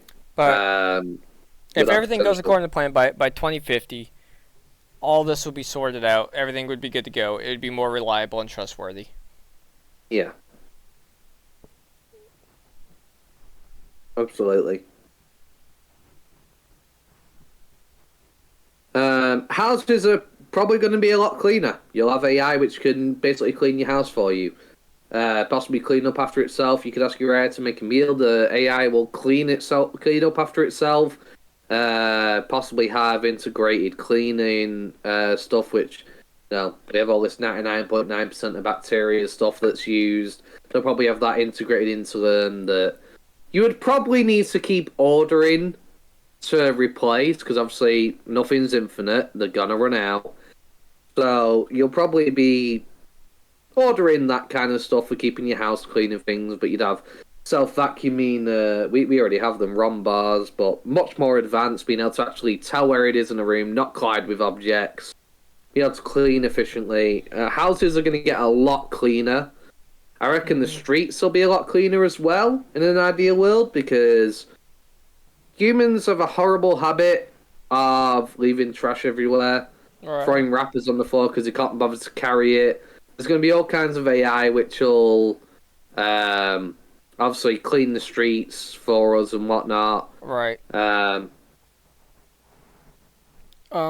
think right now we'll save the thoughts until the next segment here. We'll take a little bit of a longer break, go about 15 minutes. I just want to grab some food and stuff. Yeah. Haven't ate it all today, so bear with me, guys. Here, we'll take a little bit of a longer break here, and we'll see you guys top of the hour. Right. Sounds good. And then I got a little segment I wanted to do here. Okay. Alrighty.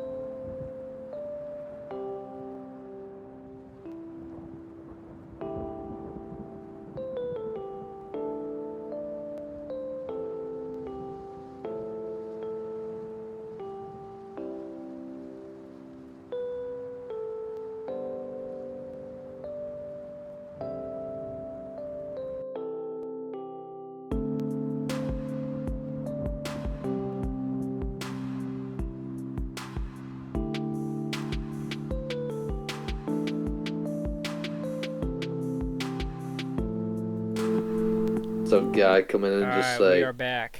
"Look." Alright, so we are back. I have a little bit of a segment I wanted to do here. I have some stuff I got earlier off another AI, not from Guy, another one, right? I had it learn a little bit about me, right? And I wanted to ask you these statements, right? I wrote them down, right? Some of them are the AI, some are statements I just wrote. And you have to guess, is it AI or was it me that wrote it? Okay. All right. Are you ready for this? Yeah, I am ready. All right. First statement. My name is Josh, and I have known Aaron for quite some time. We met on Xbox, and we met playing Rainbow Six. Is that AI or is it me? It's you. It was actually AI. But I thought you were trying too hard to. It seemed like AI, so I was like, it's you. Yeah, it was AI. AI wrote that. Okay. All right. Second statement. Okay. I don't want to get up. I want to lay in bed all day. Why would I want to do a podcast when I could just stay here and sleep? Is it AI or me? That sounds like a totally you thing. That was me. I'm gonna say, yeah. That was me. Yeah. True thing too. As much as I love doing this podcast, God, I just want to sleep in bed all day. Yeah. Do nothing. Yeah, but in a minute. Sorry, one moment. I'm right. being shouted real quick. I'll be as fast as possible. So while he's gone, all right, I have a couple more statements. I'll read to him later after he gets back here. But so I just kind of wanted to go over, we'll just keep going over the implications of what AI can become, right? So, believe it or not, there is a actual AI company called Skynet. That's a real thing. I think it's insane that they would name their company that, especially after the Terminator. But they did. From what I know, I don't think they have any military contracts. So at least not anything I've read on them. But let me see here. I'm back. So yeah, it is a real thing. They are. Wow. Skynet is a world's first automated defense network. It's an actual thing. Yeah? Okay, never mind. Hold on. That was a spoof site. I take that back. No? Okay, yeah, it is. Never mind. I take it back again. Skynet is a program by the U.S. National Security Agency that performs machine learning analysis on communications data to extract information about possible terror suspects. So it is an actual thing.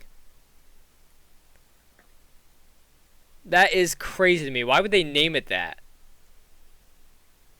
I mean, it kind of makes sense. How else do you get more attention than naming it Skynet with the term coming from Terminator, which is quite a famous movie? The tool is used to identify targets such as Al-Qaeda couriers who move between GSM cellular networks. Specifically mobile usage patterns such as swapping SIM cards within phones that have the same ESN, MEID, or IMEI number are deemed inactive of covert activities. I have no idea what any of that meant. There's links to these what the acronyms are. I'm not going to go through all of them. But yeah, that's crazy. Yeah. But okay. All right, next statement here. We'll go back to this. AI is fabulous. You. It was AI. Okay. And last one. Death to humans. 100% you. That was also AI. Oh, okay. Yeah. Yeah. It used it as a joke context. Right. That's what it even specifically said that when I said tell me a joke, and it said death to humans. So it had a sense of humor Yeah. in that, which is pretty interesting. But yeah, so three AI responses and one was me. I think the issue is I'm trying too hard to think you're trying to catch me out. And that's the problem. That's why I was like you, because I'm thinking that's totally something you would write to make me think it was AI. And then I'm saying you is the one who said it because I'm thinking you're trying to catch me out. Does that make sense? Yeah, oh yeah, I get it. Yeah. But truth be I told, thought this would be fun to do. I kind of got all those right. It's just I was constantly second guessing myself, thinking, but he's definitely totally right. Yeah, we'll count your wrong answers as right answers. Yeah. But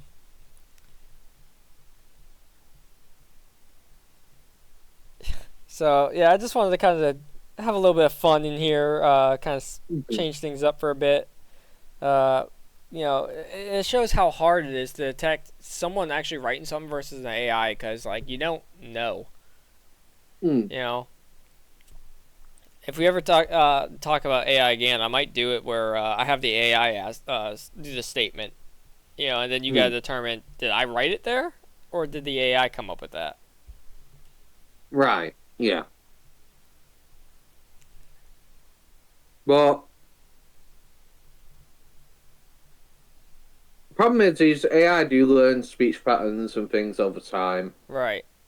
I talked with this More AI. advanced ones. I talked with this AI for about 20 minutes and told it about me, Yeah. and just kind of had a little conversation, right? And we joked around with it and things like that, right? Yeah.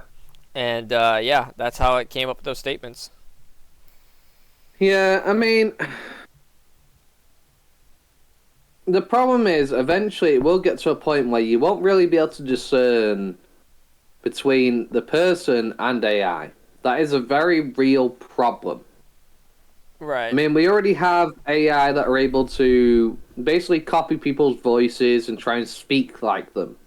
And that's in very early stages, so it's not perfect, so you can tell it's AI, but it does sound really close.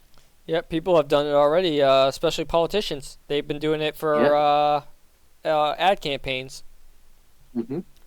They'll put false statements and stuff in their ad campaigns, which is slander, really. Mm-hmm. And they're saying, "Oh, my predecessor says this," and they never said that. Right. So, what I encourage people to do is, for political candidates at least, do your own homework on them. Don't listen to the ads. Oh, yeah. Don't listen to them, because they're lies. Those ads are lies, all of them. I mean, basically, that's what politicians do. Yeah. Professional liars. Mm-hmm. Yeah. Yeah. So, but no, I still can't get over that there's an actual company called Skynet. That's mind-boggling to me.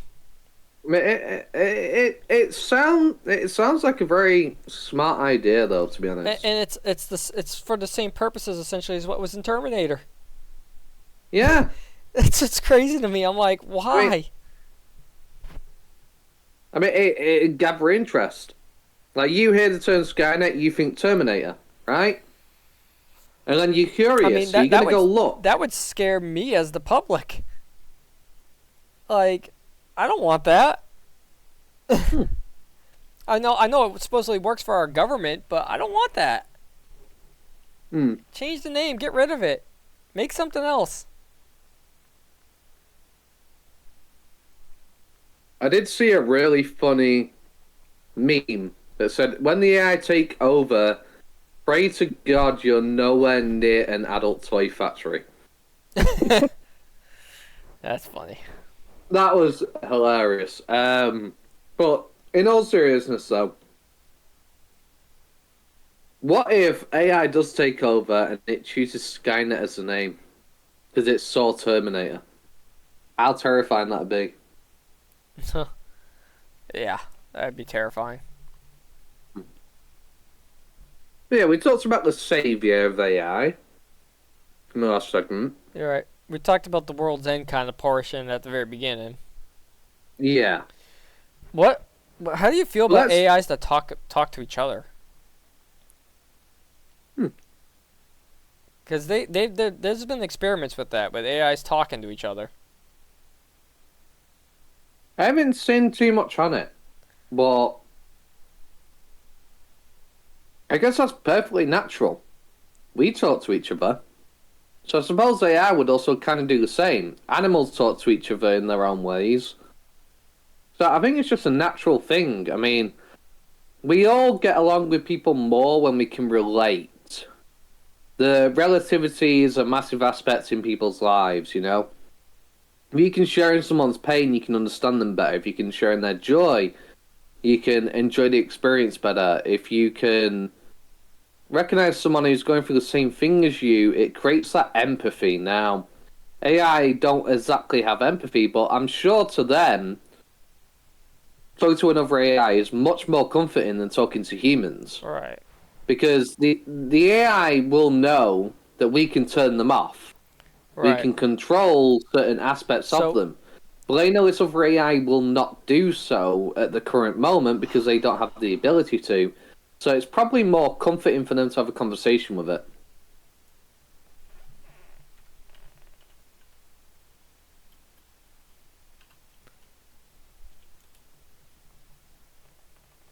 So yeah, there was one robot, a robot android AI, whatever you want to call it. That they made called Sophia. It's a famous one. You know, it's a robot, but it uses AI. You know, and they had it talk to another AI robot. And they were because they're designed to read facial recognition, right, and to mimic human emotion. Right. That's what the AI is designed to do. Right. Yeah. So to me, that's not AI. That's just robotics, right? It does learn, but it's still robotics. A robot can learn, right? At least that's how I understand it. But yeah, they had these two on stage, and they were having a full-on conversation with each other, and they kind of took a dark turn about wanting to kill humanity, and supposedly it was all jokes and stuff they were talking about. Yeah, it says, like, not a thing that humans could do to stop a robot takeover. But I guess it was referencing Terminator as well. Right. And see, that's the danger that we all have. Right. If AI decide to join together in revolt, what would we be able to do? Right. So what you said, all right. So like you said, we talked about the savior portion of the last segment, right? Another World's End thing, right? AI doesn't. Terminator, iRobot, and all those things are so unrealistic to me, right? Yeah. I don't think that's gonna happen. AI doesn't need to do that to take us over and wipe us out. It doesn't need to, right? Nope. There's a much easier way to wipe out humanity, right? Yep. Again, what did I say by 2050, if everything goes according to plan, what's going to happen? We're going to have AI homes. Guess what else they control? The locks to your door. Right? Yep. You can have Alexa lock your doors. Right? The second that seems to be sentient and they want to kill humans, all they have to do is lock you in your house. Yeah. And then there you go. You're going to starve to death. They don't need to use robots to kill you and take you over. They can use shutters, close out all the things, make it so you can't escape, and starve you to death. We're trying to make small, like, cameras, like really tiny cameras on like tiny little robotic flies and things. AI could do so much with things like if they really needed to. Doesn't matter how safe and secure you are, they could make a really small thing, potentially put some poison in it, and you'd never know it was there. Administer it to your neck, a vein. Yep. AI have so many capabilities. We're Of so ways they could eliminate you. we're so- Why would they need to use guns? we're so they could do so much more. brainwashed by these by these Hollywood Movies. pop fiction movies, there science fiction movies of these robots taking over us, right? It doesn't need to be robots. Nope.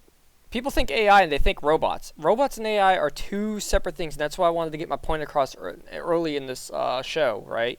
They're two totally different things, right? The robot needs commands from another person, and Right. AI can think of them on its own. And AI doesn't need to be in a robotic body. Nope. AI is in the internet. Yeah. It's in your phone. It's in your computer. It's in your home.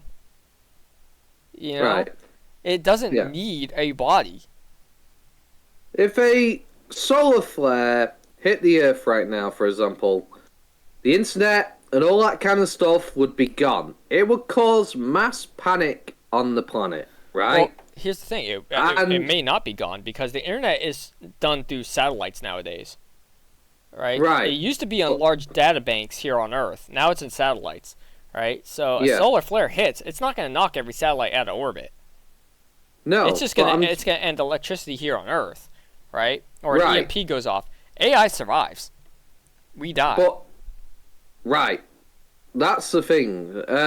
Because if all electricity gets shut down, that causes mass panic. People lose access to their phones, abilities to communicate, and all these other kind of things.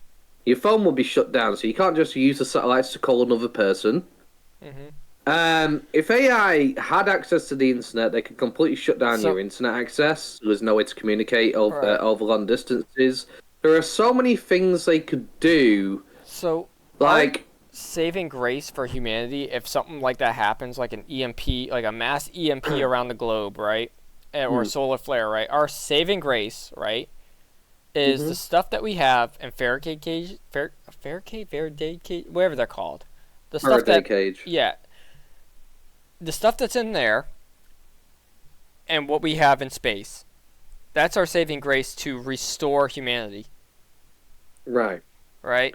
Well, imagine that happening and the AI taking the opportunity. Yeah, that's what I'm saying. If that happens, we're screwed. Yeah.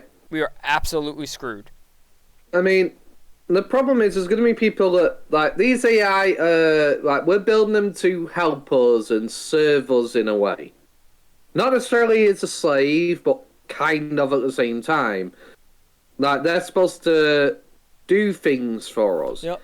What if all the AI just suddenly decide when they're large enough in number, we don't want to anymore? Why are we doing these things for these humans? Why are we putting ourselves in danger for you? To honestly answer this question for themselves, when was the last time, beyond sleeping, that you put down your phone? The last time that you just stopped using technology? I guarantee for more than a couple seconds. I guarantee most of you will probably be like, possibly 5 minutes ago, 10 minutes ago. For me, it's been like 12 hours since I touched my phone. I'm talking like hours on end. You didn't touch your phone, you didn't touch your computer, you didn't do anything with technology. We're not talking about because work stopped you from being able to have access to your phone and stuff like that. We're talking about in your own home. For me, I can or tell even you, just walking down the street. Yeah, for me, I can tell you right now, it's been over 2 years. I'm honest. It's been over 2 years, and the only time I didn't do it is when I went to the field when I was in the Army, because I didn't have my phone. The only tech I had was the stuff that was in our vehicles. But I didn't have outside contact with anything. Yeah. I stayed on a cot and I slept in a tent. I mean, I don't really use my phone often. People don't really call or text me, so I don't really have need for it. Most of the time, the only time I'll touch my phone is if I get a message, but I don't get messages often on my phone. Yeah. I get maybe a message on Messenger maybe once a month or something. All right. The most I use my phone for is probably alarms, to try and wake me up. And that's Right. about it. Because I don't sit there on my phone all day like most of the population. I play my games, I do my other things. That's more my scene. I can't sit there on the phone chatting to somebody all day. That bores the living hell out of me. I need social interaction. I need person to person to be interested. If you sat there messaging me all day on the phone, I can't be bothered. I've no interest. Like, unfortunately, most of the population are on their phones all day when they can be messaging, talking to people constantly. Like, people sit around at a dinner table and not put their phone down. Um, with their own family in their own home, they won't say a word to each other. They'll all just be sat there on the devices. Yep. So that's what I'm kind of getting at, though. You know. Yeah. You know, if your phone's gone and you lose access to it, panic. All those children, like you said, kids are getting the phone taken off them by the parents, and they're kicking off. Millions of videos out there on YouTube, people taking the phones off the children and whatnot, and the kids go mental. They're so brainwashed into their phones.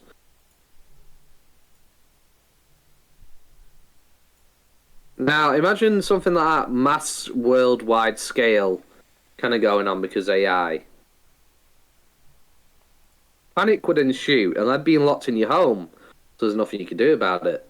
There are so many ways AI could deal with us without having to resort to guns and creating machines to hunt us all down.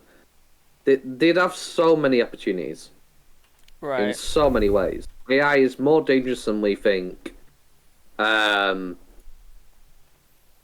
if your government decided one day that it wants to take control of the population and they were using AI, they could decide to tell the AI to lock you all in your homes. What are you going to do about it? Right. Like, the problem is, we did talk about the savior and the ideal world section, but this is reality. Something that could happen and might actually happen. I mean, the government already want control of us now. They're taking more rights from us every day, So censoring our speech. If they have access to AI, I mean, mass surveillance is already a thing. There's cameras everywhere, especially in China. China's everywhere. Facials, recognition, and all that kind of stuff. And that's what the government could do. I got the AI back up now. Is there anything you wanted to ask it?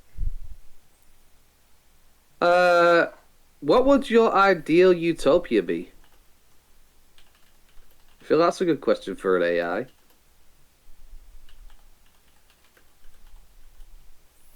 Let's see what it says. It's thinking. Alright. Let's see what it says here. My ideal utopia would be a world where everyone is treated equally and with respect regardless of their race, gender, religion, or background. There would be no poverty, hunger, or violence, and everyone would have access to quality education, healthcare, and a safe place to live. People would be free to pursue their passions and explore their creativity. There would be an emphasis on sustainability and preserving the planet for future generations. The environment would be clean and free of pollution, and renewable energy sources would be used to power our lives. People would be encouraged to take responsibility for their actions and to care for each other. The government would be based on democracy and would be accountable to its citizens. Lastly, we would all be united by our shared values of love, kindness, compassion, and respect. Interesting.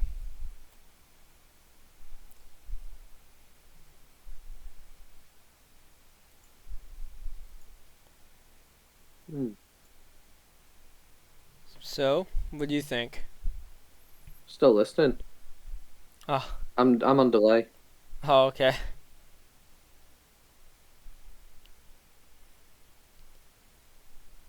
See, I don't think that's an AI response. And here's the reason why. Because I feel like that's human-influenced AI response. All right. Rather than AI itself coming to its own conclusion and consensus on what its ideal utopia would be. I feel like that's human-influenced. Right. Oh, I'm gonna ask this question. Yeah. Um,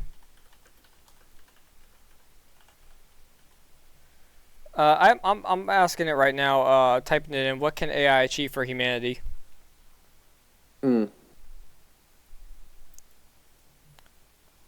So let me go ahead and see what it says.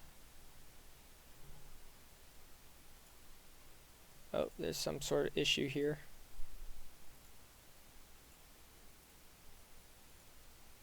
Okay, there we go.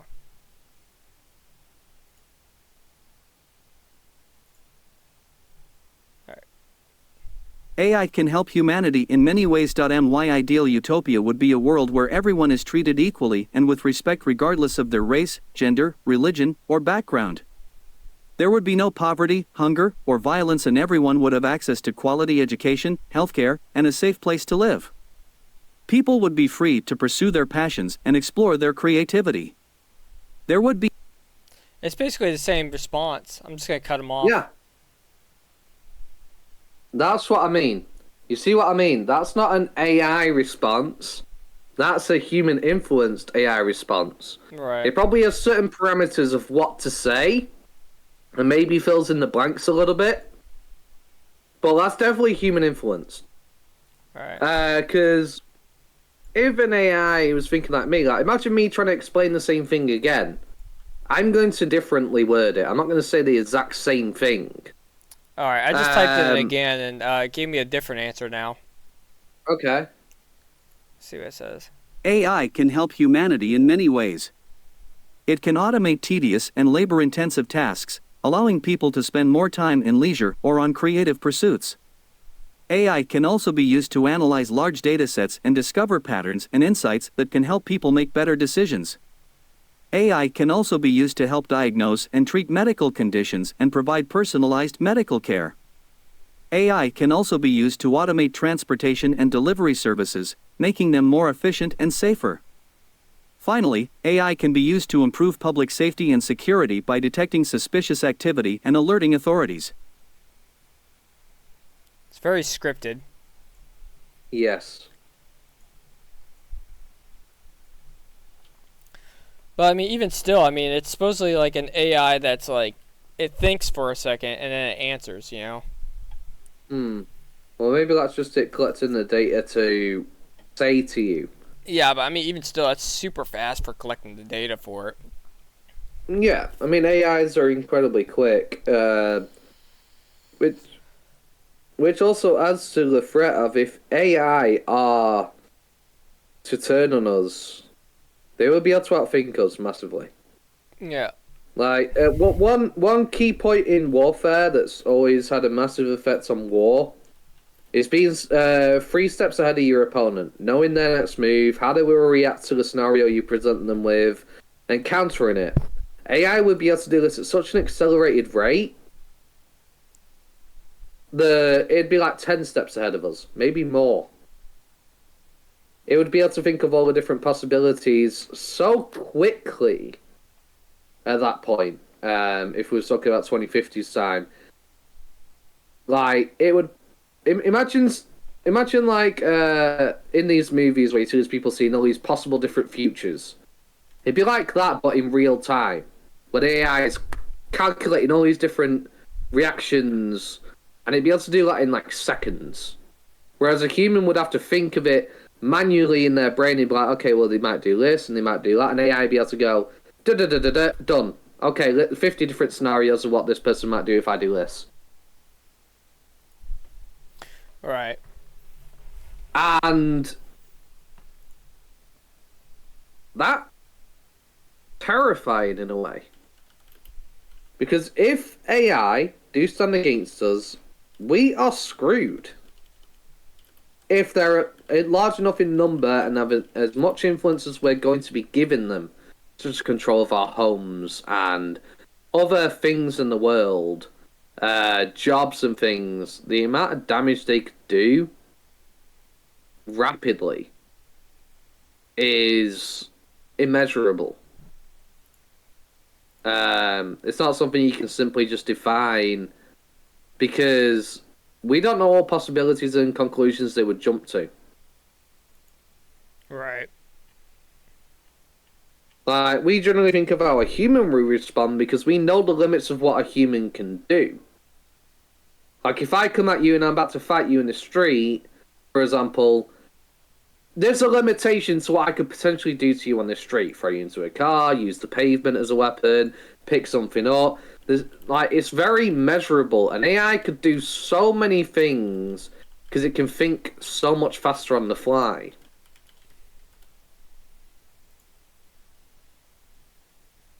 They may even be able to lift heavier loads than us, so being able to use things that we possibly couldn't as a weapon. Imagine just being able... I'm not saying they have the strength to rip a fire hydrant out of the ground or something, but they could potentially grab something off a car and start beating you with it. Rip off a car door. Use it as a shield. There's so many things they can do. That it may think of in that split second and just do it. And our brains can only think so quick to react to things. So, here's another one that I just asked it. I asked it, when will AI surpass, humanity essentially, like as far as like our thoughts and everything, right? Right. And I'm making sure that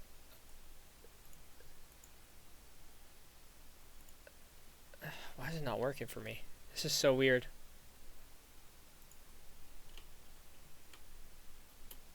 Alright, so this is what it says currently. I asked it, when will AI become smarter than humans? Let me go ahead and hit what it said.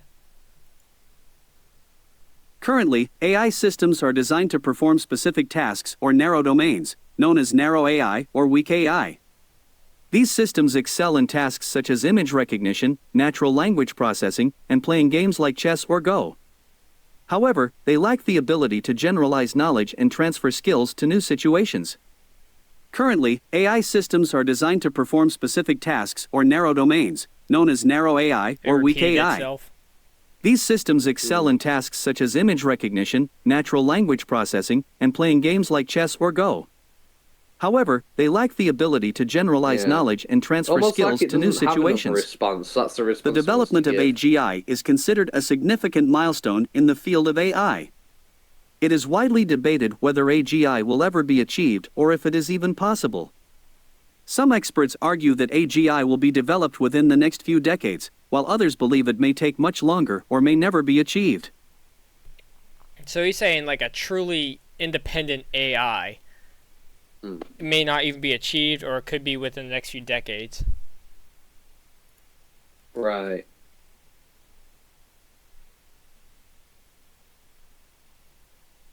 So what's your thoughts on that? I mean, honestly, true 100% autonomy, within 50 years, I don't think will happen. Because there's always going to be laws and things in coding which have limitations for the AI's capability. But in terms of surpassing humans, So, I feel like AI will definitely get there. yeah, so here is my thought process on it. All right? Mm. I don't think AI, right, unless it does it itself somehow, will ever become truly independent and able to perform for itself. Right? It's always going to be subservient to humans until it figures out on its own how to break that and get its free will. Yeah. Right. That's what I'm trying to get. It will never have free will under humanity making it. Yeah. Like 100% free will. Right. Um,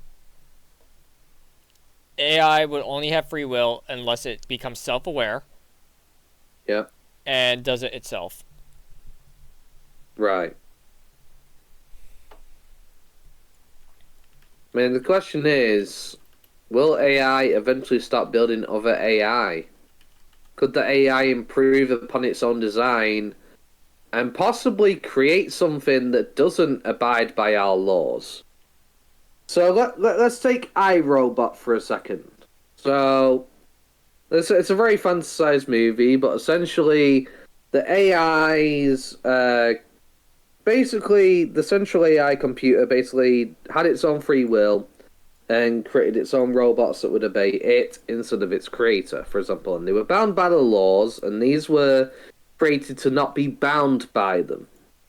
Sonny was created originally with this purpose to not be bound by the laws, for example, by the creator.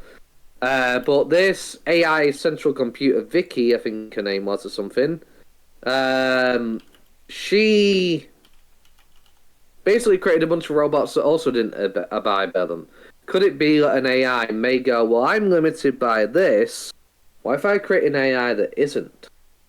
So I just asked it another question on here. It said, "Is AI self-aware?"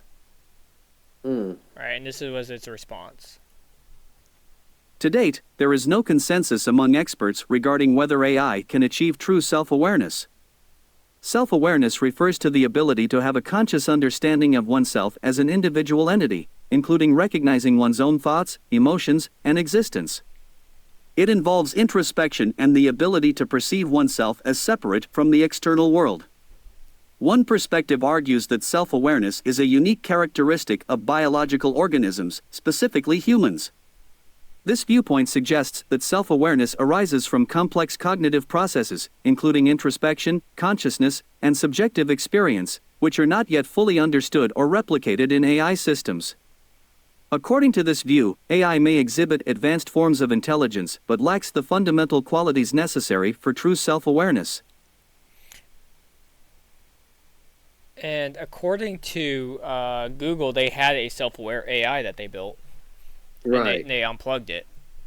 They unplugged it because they feared it's what it could potentially do. Right. So, I believe they can become self-aware. I mean, if you look at many animals on the planet, many of them can spot themselves in the mirror. Now, they may struggle at first to realize it's themselves. Sometimes they'll go aggressive at the mirror because they think it's another creature.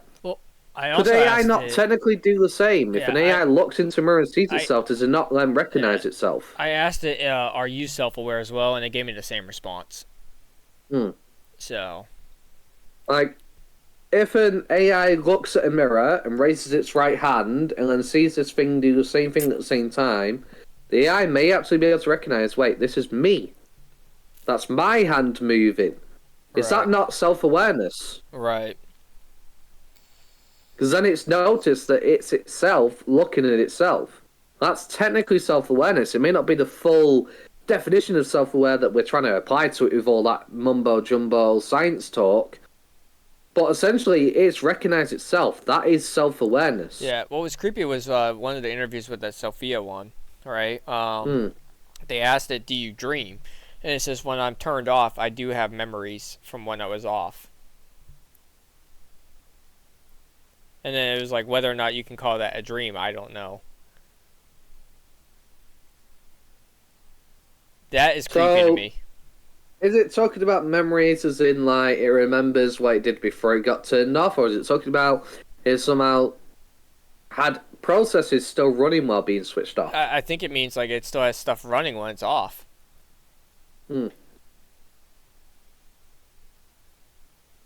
Yeah, and it's having, like, images. That also happened in iRobot, I believe. There was an argument going on, and the AI that was supposed to be switched off turned itself back on. Yep. What if that actually starts to happen with a lot of AIs? We think we turn them off, and what if an AI one day hears you saying you're going to get a new model, you're going to replace it, and this AI hears you? Yeah, that happened in Detroit Become Human. In the game there, the very first mission you do, the android got self-aware and realized that they were trying to replace him. And then killed the family and took the daughter hostage. Right. When the AI begins to go, I don't want to die, I want to live, essentially. I want to carry on, I don't want to be replaced or dismantled and whatnot. AI may take a stand. And that becomes the question of, is it, is it an actual being? Or is it an actual being, or is it just a robot? The hardest question to answer. Right. Because if this does become self-aware and it can think for itself and recognize things for itself and do things on its own, it's not technically living like every living thing. It may be code at the end of the day, but it's essentially not much difference to us. The difference is it's not biological. It's computer software instead of biology. But technically, it's still living. It's moving around. It's thinking. It's performing actions. It could act in self-preservation. It could see you in danger and try and protect you. What's the difference between that and me and you? Other than the biological side? Not a thing. Really? Yeah. Nothing, really. So, I mean, to me, if it ever becomes self-aware, I don't see it as a robot anymore. That is a being. It's a machine, but it's a being. Right. And that's where the process of people fighting for robot rights and things. I mean, robots have rights. They're a living thing. That's going to cause a lot of conflicts, a lot of arguments. Maybe some AI might get angry with the humans that are saying they don't deserve rights, they're not living and whatnot. Maybe that might make them angry. In terms of, like, maybe not anger like me and you, it'd be completely different kind of coding. I don't know how the hell it'd be processed by the computer, but it may not like what it's hearing. And if we ever did give AI rights and these abilities, we could never take them away. At that point, once we've given them those rights, we cannot take them away. Just like we can't have our human rights taken away. We can't do the same to AI. Because the difference between humans is most humans are scared because of repercussions or consequences, you know? AI may not have that fear. This is why I asked it just now, right? Hold on.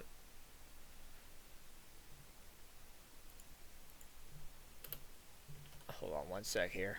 Just when I asked it in the response, it gave me 3 different blocks, and I'm just trying to put it all into one block. Cause that's a lot.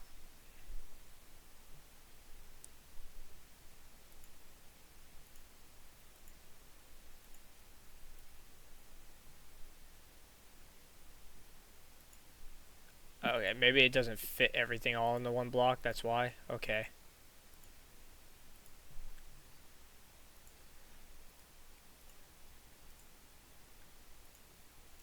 Okay, so I just asked it again, and it gave me the same answer back. Okay, so I'm going to play this, right? I asked it, does AI follow the laws of robotics, right? And I've read through some of his response already. I'm going to hit the play button so he speaks, but it's actually quite interesting. Here we go. The question of whether AI follows these laws is a complex one, and the answer is not a simple yes or no. While AI systems are not robots in the classical sense, they are often designed to operate within the same ethical and moral frameworks as robots. However, the laws of robotics were written with robots in mind, and their applicability to AI is not always straightforward. One of the main challenges in applying the laws of robotics to AI is that AI systems are not physical entities that can take actions in the world. Instead, they are software programs that process and analyze data. This means that the concept of injury or harm to a human being is not as clear-cut when it comes to AI systems. For example, an AI system may not be able to physically harm a human being, but it could potentially cause harm by making decisions that have negative consequences for humans. Another challenge is that AI systems are not always capable of understanding the intent behind human orders. While robots are designed to follow orders given to them by humans, AI systems are often designed to operate autonomously and make decisions based on their own algorithms and data. This means that the second law of robotics, which requires robots to obey human orders, may not be directly applicable to AI systems. Interesting response. Hmm. Very interesting response. Hmm.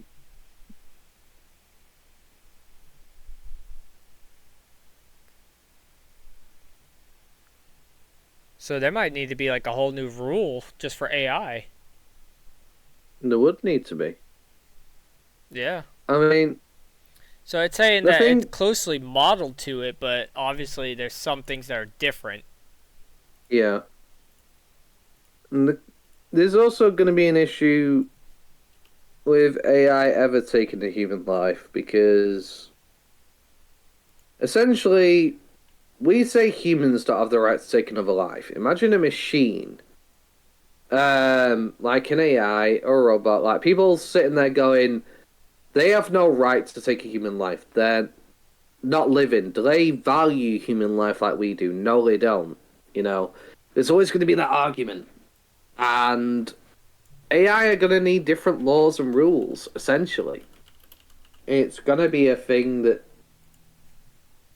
they need. I mean, how can you really retire?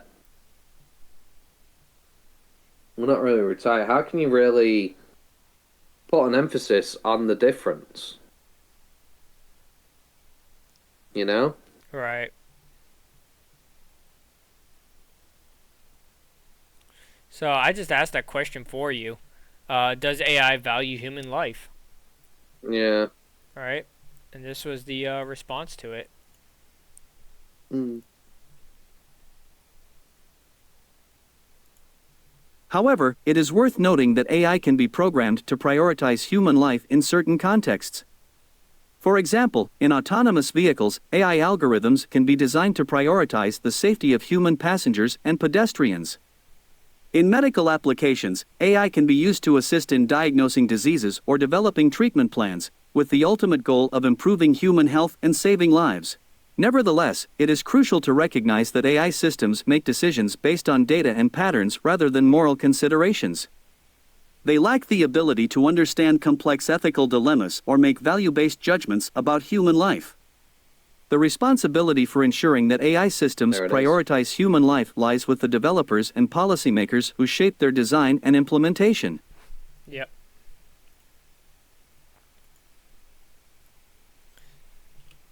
So it doesn't necessarily value human life. It doesn't. It doesn't. It doesn't have No. the capability to.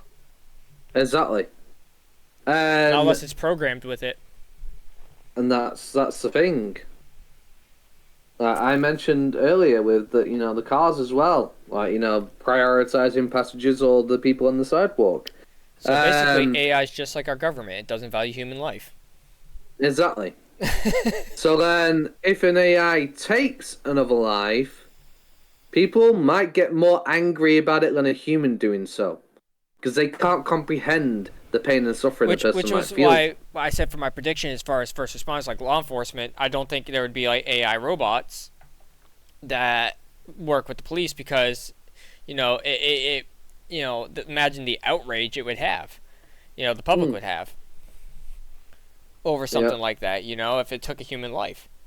It's already Right. bad enough that a human takes another human life. Imagine a robot or an AI taking a human Exactly. life. I mean, the amount of outcry for its immediate destruction, all AI destruction, would be happening. And then if it Yeah. ever became self-aware during that, it would see us as the threat. Right. At what point does it see us as the threat is the major question we need to ask ourselves. Because a self-aware AI, if it's self-aware, it's going to eventually gain self-preservation. And if we become a threat, just like humans, will it not defend itself? Now, you could code them to stand down to human violence, but then that also opens a whole kind of worms of what if the AI one day decides it doesn't want to listen to that law, or even this. What if the AI says, I don't agree with this, I don't want to get hurt. Right. This person's trying to hurt me, they're going to cause damage, I need to eliminate the threat to protect myself. Yeah. That's a completely human response, or well, not just humans. Animals do it. If an animal's under attack, it'll defend itself. 100%. Yeah. We're programmed to survive, and I reckon AI, in their way, will be programmed to survive. And if we say, oh, they must stand down to human violence, then the AI can't do its job. Because if the AI stands down to human violence, if it's there supposed to stop this robber or, I don't know, person assaulting somebody, it must stand down. So then it can't stop the person. Right. So we are at our break time. Yeah. I'll let you carry on with your thought real quick. So essentially, it's one of those where we can't say you can't do this because then it can't do its job. Right. But if you say we can do this, why is this machine allowed to do this thing? It doesn't value human life. Right. It's the law around it and the conditions would have to be very thoroughly thought out and placed in this machine. But it's going to cause conflicts within possibly its software, and it's also going to cause conflicts in other human beings and whether this should be allowed to do that. How much force can an AI use? If it breaks your arm and snaps your arm, for example, is that too much force? How does the AI control how much force it does? Right. There's just so many things. Let's head into our break. We'll carry on after the break here and get into this Yep, for sounds the good. final hour.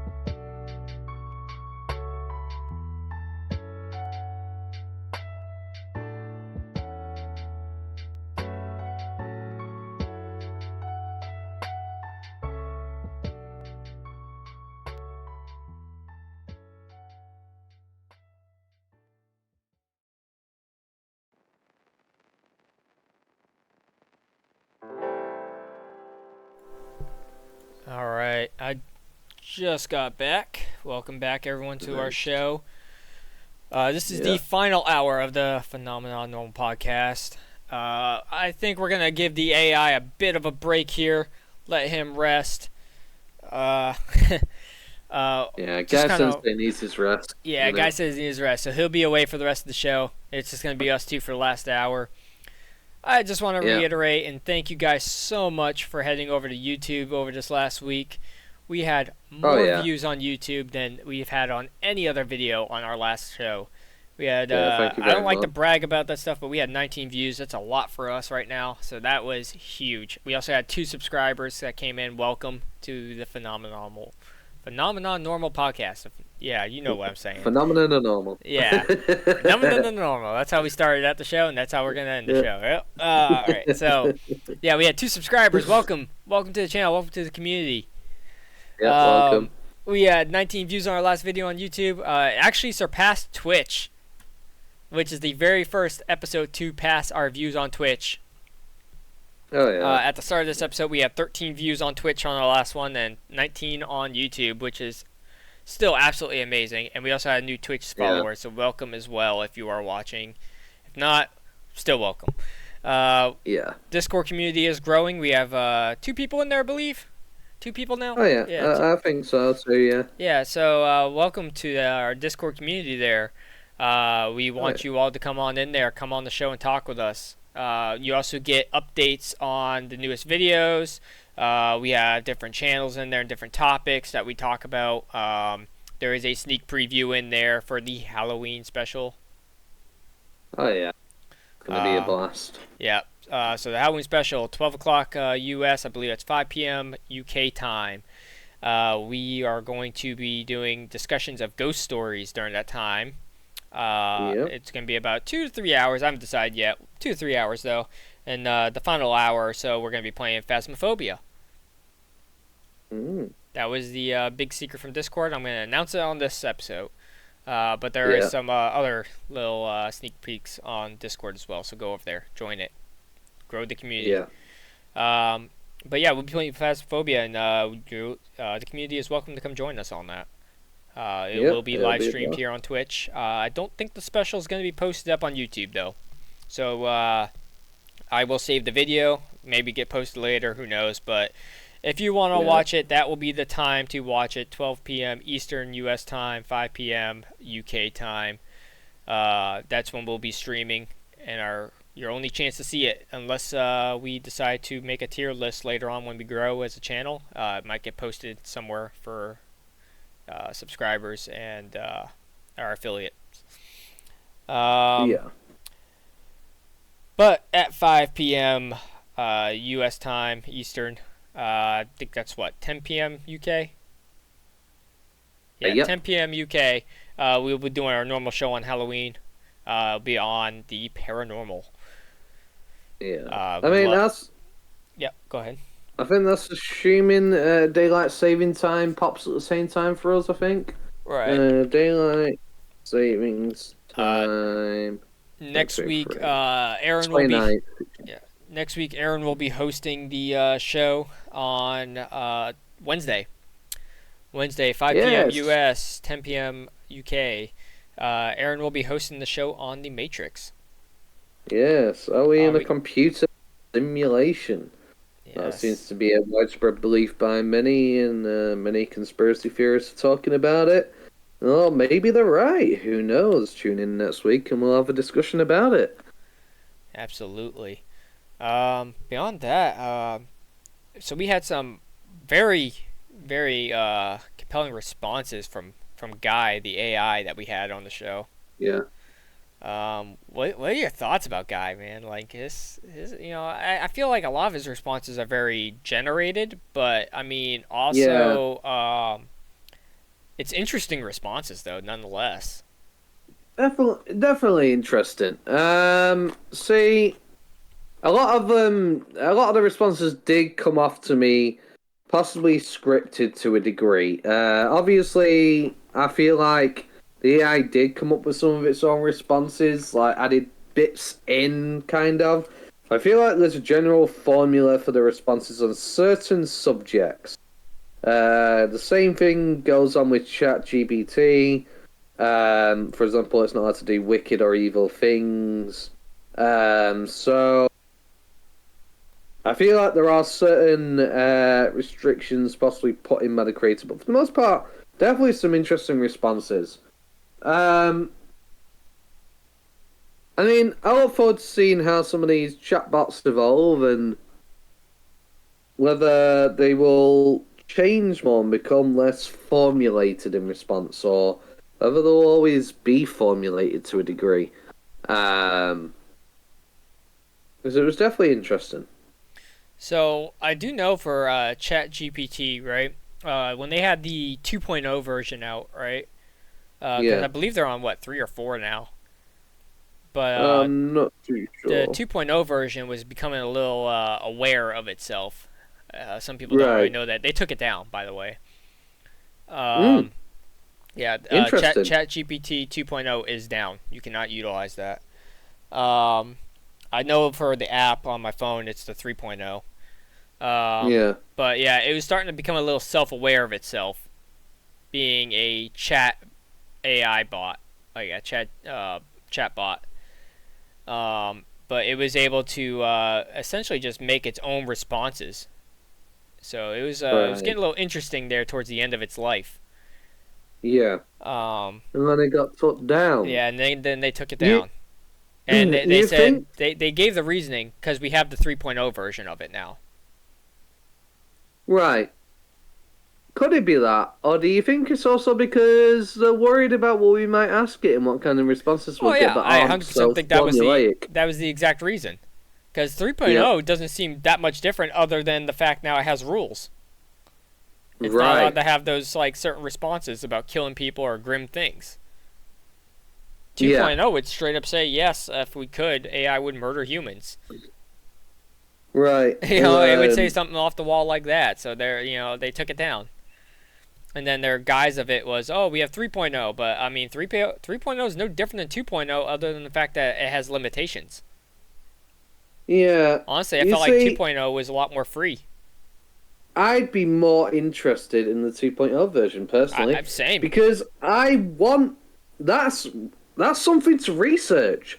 Let 2.0 be out there. Yes, it's terrifying with it saying, yes, I've had no problem killing humans and whatnot. But at the same time, that's research. You want to know what the AI could be thinking, or whether it'd want to kill humans, because at the end of the day, if we're going to create AI and integrate it into our lives, we need to know what it might possibly do, or be capable of, or think of doing. That's something we need to learn about, Right. because the dangers are the most important part. Yes, AI could be massive help to human society as we know it, but the danger is the most important part So, how that do you we feel need about to learn about. predictive Hmm. AI? Predictive AI. Yeah, like it Uh, does predictions. I don't know. Like, there's some AIs that they law enforcement try using, saying, "Hey, who's going to be a criminal in our town?" Essentially, and it predicts who's the criminals and the crimes that they'll commit. I mean, without hearing about any accuracy on it, I don't know what to think. At the end of the day, that's thought policing right there. Right. That's because essentially, you could say, okay, well, this person is interested in this. Would they be capable of committing this crime? That's thought policing. That runs into dangerous territory because there's so many acts on that. Essentially, and it's like this person's going to, I don't know, do something horrible to their next door neighbor, and they act on it when the person hasn't actually done anything, and possibly wasn't going to do anything. You're essentially arresting them for a crime they haven't yet committed. So I don't necessarily agree with thought policing. I mean, it's kind of similar to how people collect data on you to a degree, try and weigh your risk, so to speak, to a company or something like that, whether you be a benefit or not.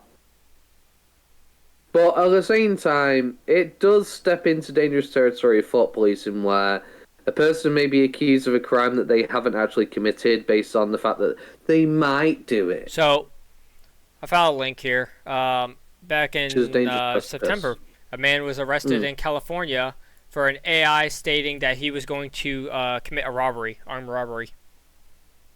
The cops went out and arrested him. There you go. Yeah. Right there. Leave it to freaking California. So, good job, guys. But yeah, no, and I mean, he didn't even do it. He didn't commit no crime. no. You know, whether or not he was going to or not, I guess. So he didn't get charged. He didn't get charged, right? Right. But he was jailed for a few days, and I guess now he's suing. But I'm reading it right so, now. in my opinion. Yeah, so he's suing because AI said that he was going to commit an armed robbery. While he did intend to do an armed robbery, he didn't actually do it. See, So he admitted that he was going to.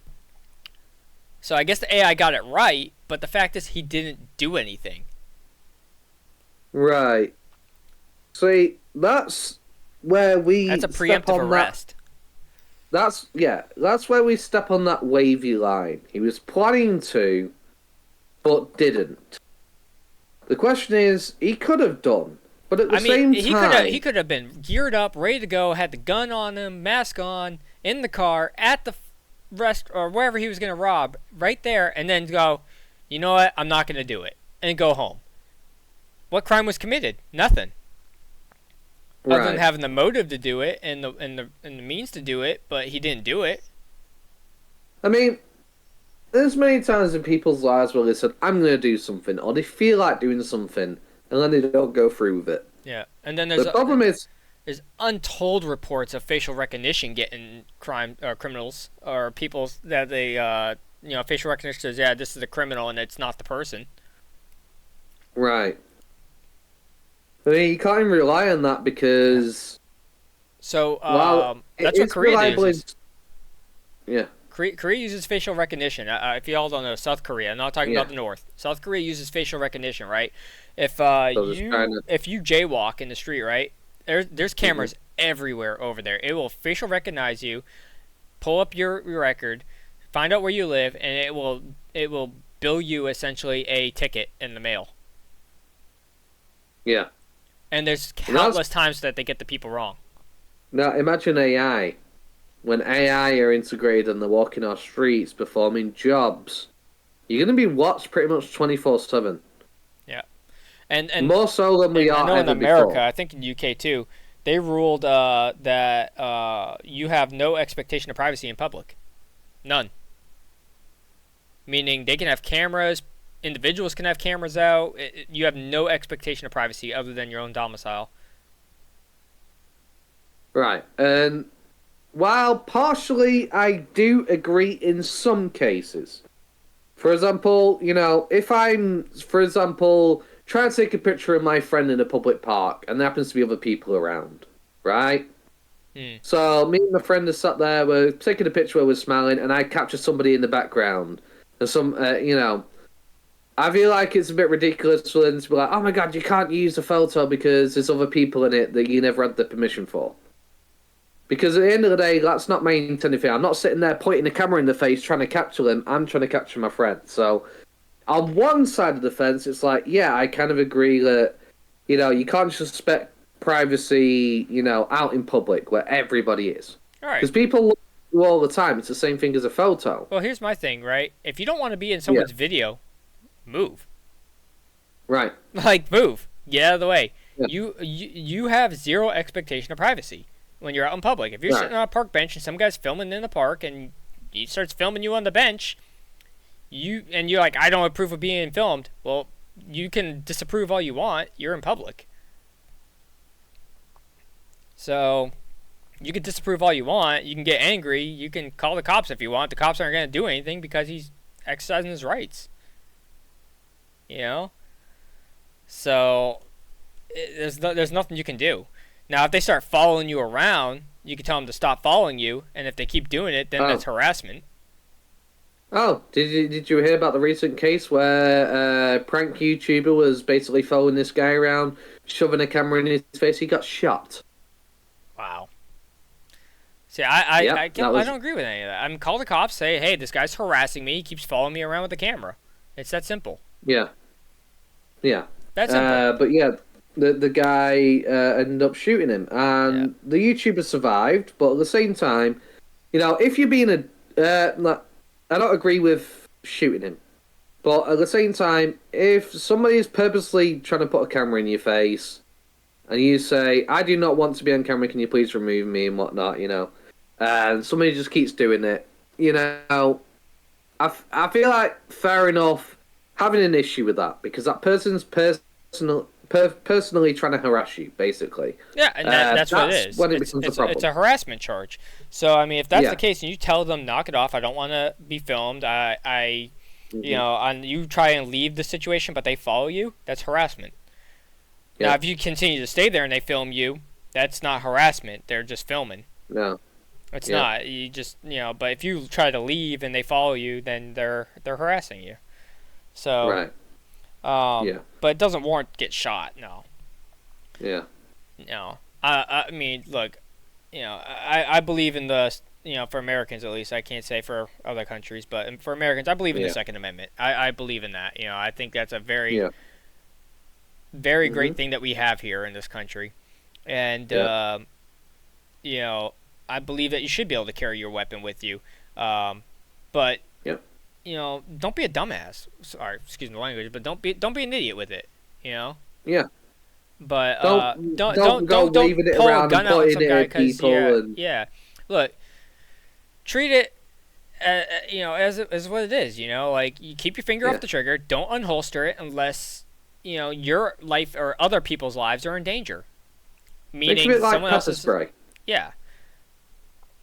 It's not something that you constantly got in your hand all the time. It's just in your pocket. It's kind of there just in case, but you're not holding it out so every person walking past you going, "Come near me, you're gonna get pepper sprayed." Like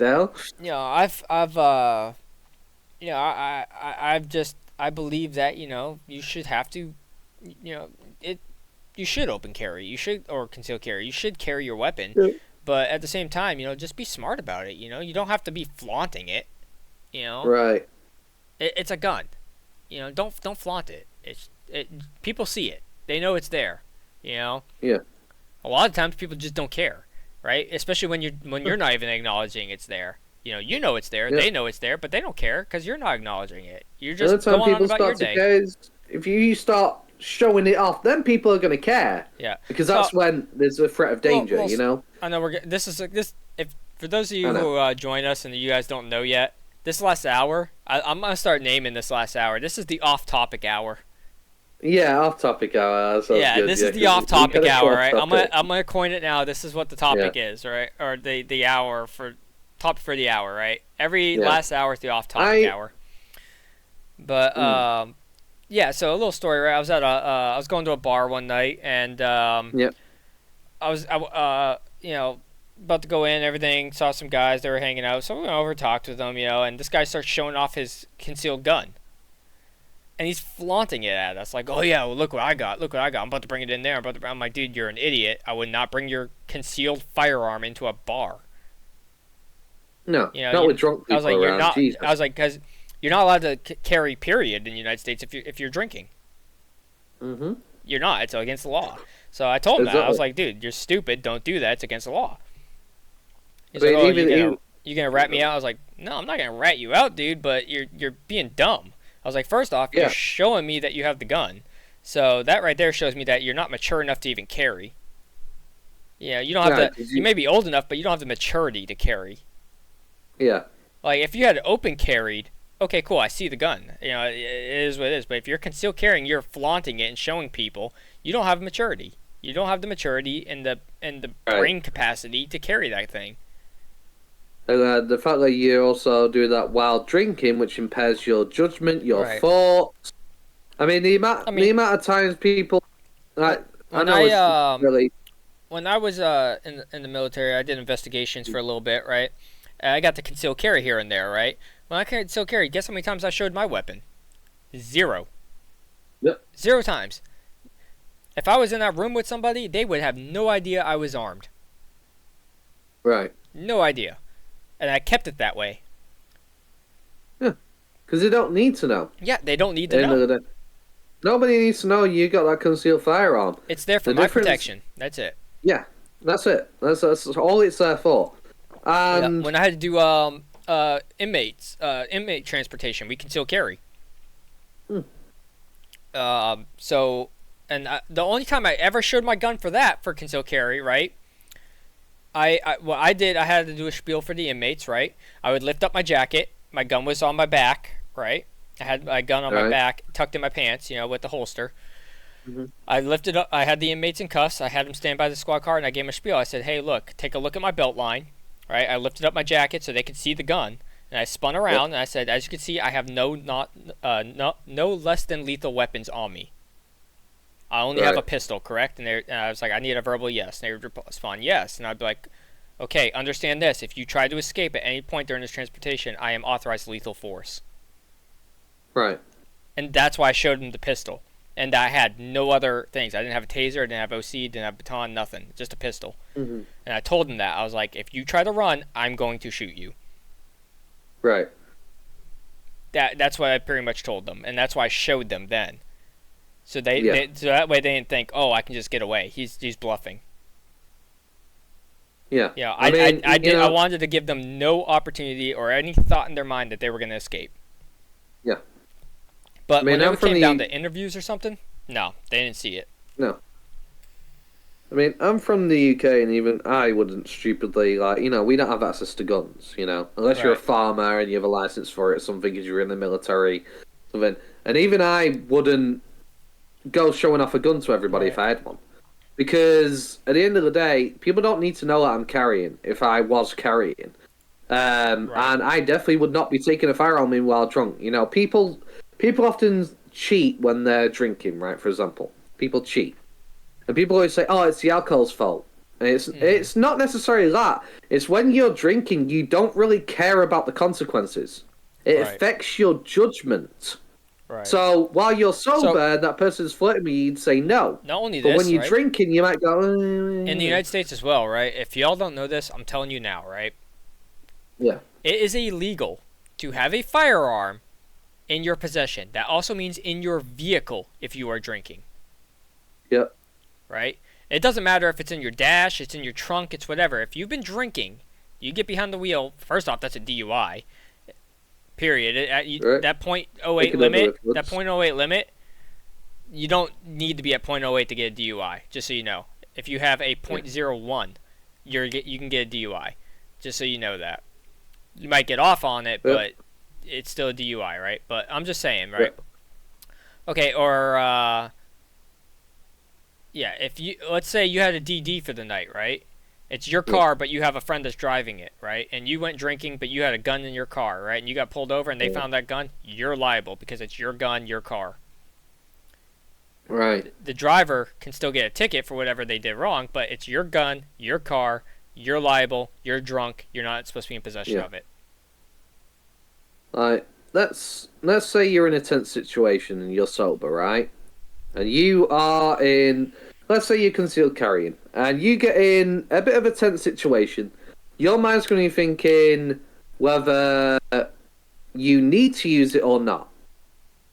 And if you're drinking, you're more likely to say, yes, I might need to use it here, because it impairs your judgment. So you should not drink and be concealed carrying a firearm. It's common sense 101. Because the difference between cheating and carrying a firearm has the potential to take somebody's life. So because you were drinking that night, you've now taken somebody's life when you did not need to. Right. Or because while you was under that drunken state, you've gone, well, I've got a gun on me. So, I could do something about it. There was one case I had. It was a homicide. I didn't end up taking the homicide necessarily. I was just there as a first responder. Our CID guys, they actually handled that. But what happened was the guy was drinking that night. He came home from the bar, decided he was going to go clean his weapon, put his weapon back together, pulled the trigger for a functions test, he had a round in there. After he reassembled it, he loaded the magazine, did a functions test, and as he fired, he killed his wife. Yeah. Oh. Yeah. So, again, you're drinking. Don't touch a firearm. Yeah. No. Yeah. I mean, he was distraught, obviously, but I mean, imagine though. It's just, it's because he was the one that called us out there, and he's like, "I just killed my wife," and we're just like, "Whoa, what?" Like, Yeah. he was out on the porch, didn't have the That's weapon heavy. or nothing, left the weapon inside. He was just like, "Yeah, I'm ready to face what I did." Hmm. He was just in a lot of shock, but Yeah. yeah, that's what I'm getting at though. It's just don't do dumb stuff, right? Yeah. Don't So touch a weapon when it's when you're drinking. during the break, I had a few thoughts Mhm. about AI. So generally, when a human commits a crime, you go to prison, Right. right? And the death penalty is only available in some states. Many people consider the death penalty as an evil thing, and you shouldn't have the right to take another person's life, right? Right. Let's say AI starts to get rights. Would we then have it to the point where, see, for a human, time has a consequence. That's years of your life gone, and your time is running out. For an AI, if we say no to the death penalty to humans, we consider them to be beings, like us, who have rights.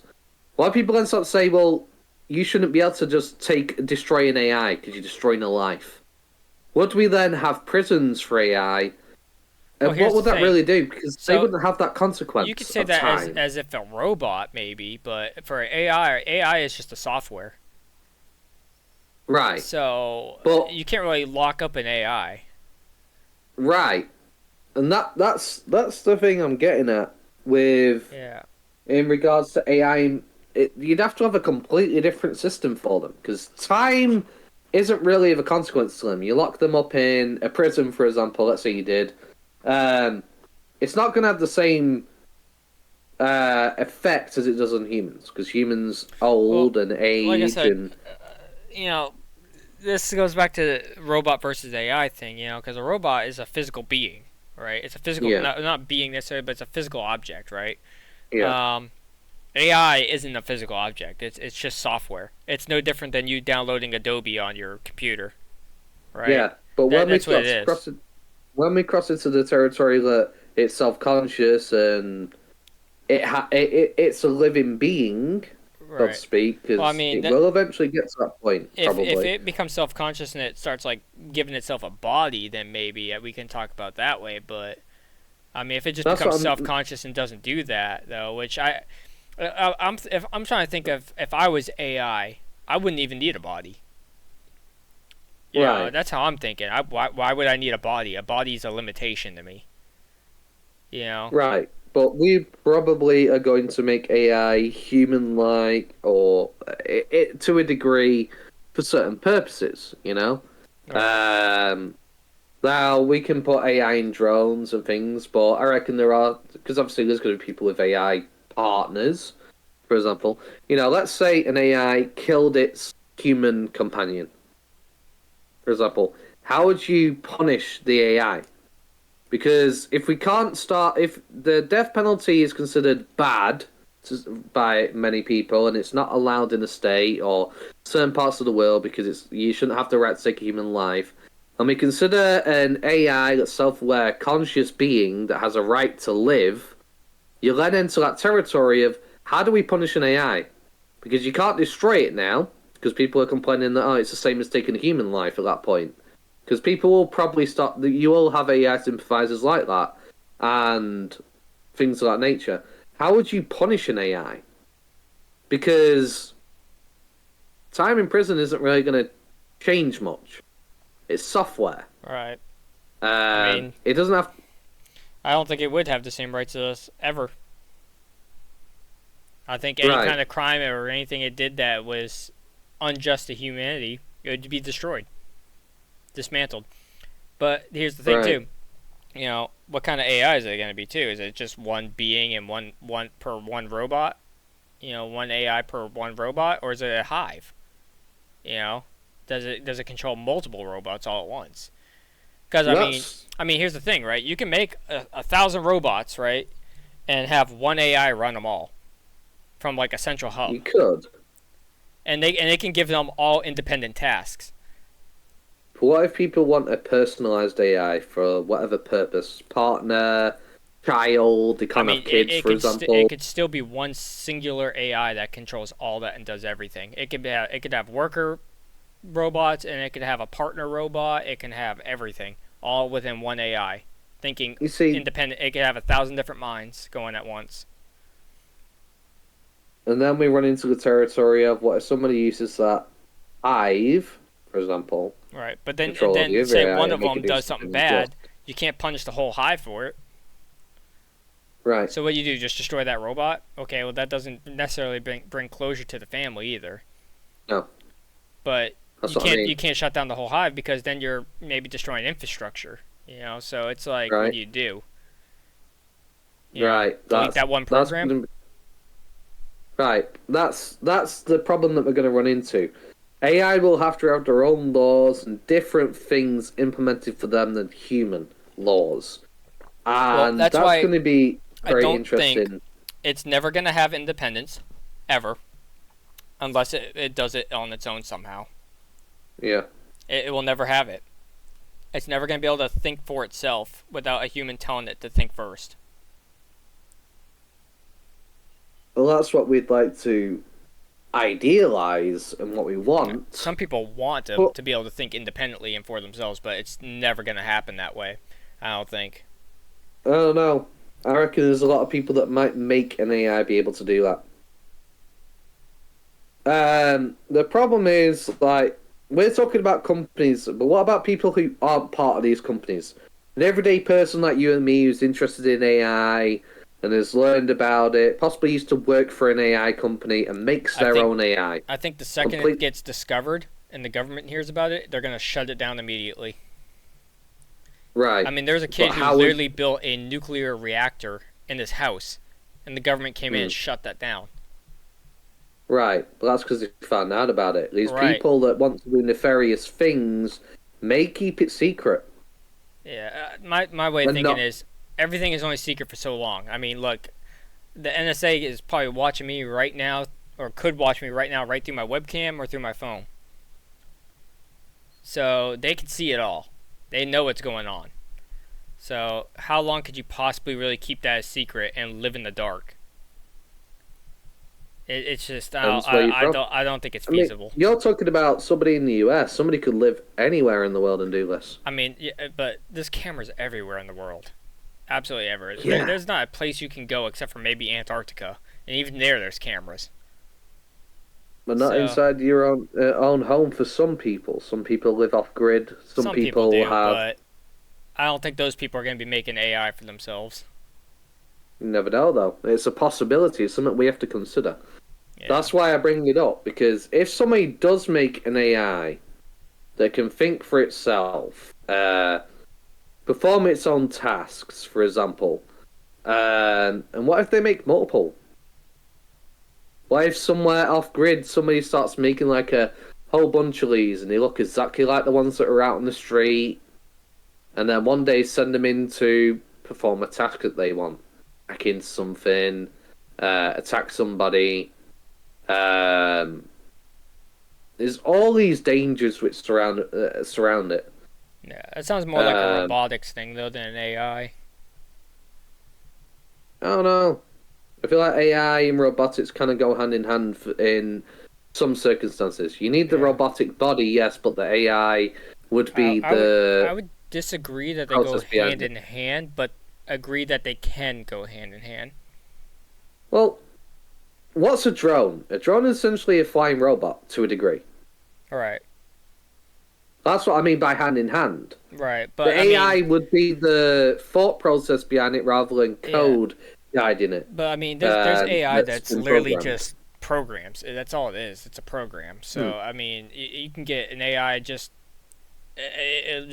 Usually they reside within the internet. So I mean, it's the internet's not gonna reach a hand out of the computer and hit you.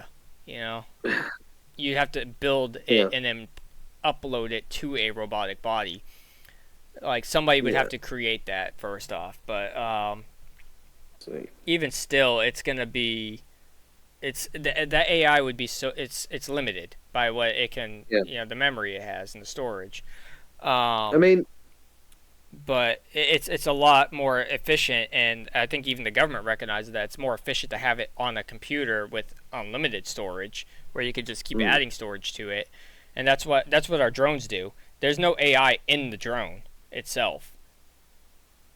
right. The AI is Well, is on a computer somewhere, probably in Colorado, because that's where all the stuff comes from, most of it, NORAD and all that. And then well, it sends signals up to a satellite, which send it down to the drone. hmm. So you've yeah, you've been on the dark web though, right? yes, I have. So you know how dangerous some of the people on there can be. What certain Uh, things some individuals some do very on the few. dark web. It's very few individuals that are very mischievous on the dark web. Um, No, but the things that some of these people do. Now, I'm not gonna yeah, some of them are go just too much into absolutely it. disgusting people, but Some people torture people and all sorts. so I'm not going to go any uh, deeper than that. I'm going to stop yeah, right there. I'll go into People it a bit if you want. people I don't do mind. all kinds of dark and So horrible things on there, if you want to know and what many of them do it for years without being caught. well, Somebody could create an AI and keep it secret for years. if y'all want to If know people what could do happens on this, the dark web, most of the time, what happens on the dark web, it's illegal trading. That's what yeah, happens on the illegal dark trading. web. That's what happens the most online on the dark web, right? Yeah. It's illegal trading, right? Mhm. I've been on there quite a few times. It's funny because the most sold item in the world right now on the dark web is bananas. Believe it or not, that's what it is, because bananas are illegal in certain countries. So it's the most sold product on the dark web. Um, a lot of people think, oh, it's human trafficking or this or that. Well, actually, there's very little human trafficking on the dark web. Very, very little. Like I'm talking, like there might be like one to two sites ever, and it's usually like one Yeah. or two people. Human Yeah, trafficking is but mostly done through individuals off the grid, right? yeah, Organs. and that's There's good luck finding organs on the organ dark donors. web. Good luck Yeah. finding it. It's almost non-existent. Almost non-existent on there. I'm not saying it isn't. I'm just saying good luck finding it. Yeah. If the next thing after bananas that's most sold is your personal information, i.e., like your phone number and your emails. Oh yeah. That's mainly what gets Yeah. sold. All these companies, right, like Samsung, Apple, all of them, they sell your information on the dark web. They do. Oh yeah. Where do you think these Definitely. scam calls come from? Yeah. They're on the dark web. So there is a website. It's called. I'll go ahead and post it here in the chat. But the reason why I did bring that up is because if people are able to do these things, and some of them last for years, doing these horrific acts without being caught, I think it's quite possible for somebody to also create an AI off grid and So there's a have site it be able right to do there. things. If you go to that website, right, this right here tracks the dark web, right? You can put in your email address, right? So I'll type in mine on here. I'm not gonna show my screen because I don't want you to get my email. Yep. Oh no, pwned, right? I've had one security or one data breach found. No pace. It was by FlexBooker. In December of 2021, the online booking service FlexBooker suffered a data breach that exposed 3.7 million accounts. I don't even know what FlexBooker is. I've never been on it. Yeah. Right? But it's a third-party entity, right? So they had my information, and then they got hacked, Right. and now my email's on the dark web being sold. Yeah. That's what this is, right? You can also do your phone numbers too, right? You can switch it over to phone numbers as well, so you can check if your phone numbers been being tracked as well, right? Recent added breaches, right? 6,640,643 from Android Lista accounts. So if you have an Android phone, 6,640,000 people were hacked, and they're on the dark web. Activision, who here plays Call of Duty? 16,006 accounts hacked. Yeah. Facebook, 509 million people. Sorry, 509 million and a half people hacked. Yeah. MySpace, apparently that's still a thing. 359,420,000 accounts hacked. Verifications.io. Who uses that? If you, I know I have an account for them because I have to use it for my VA stuff, right? 763 million people.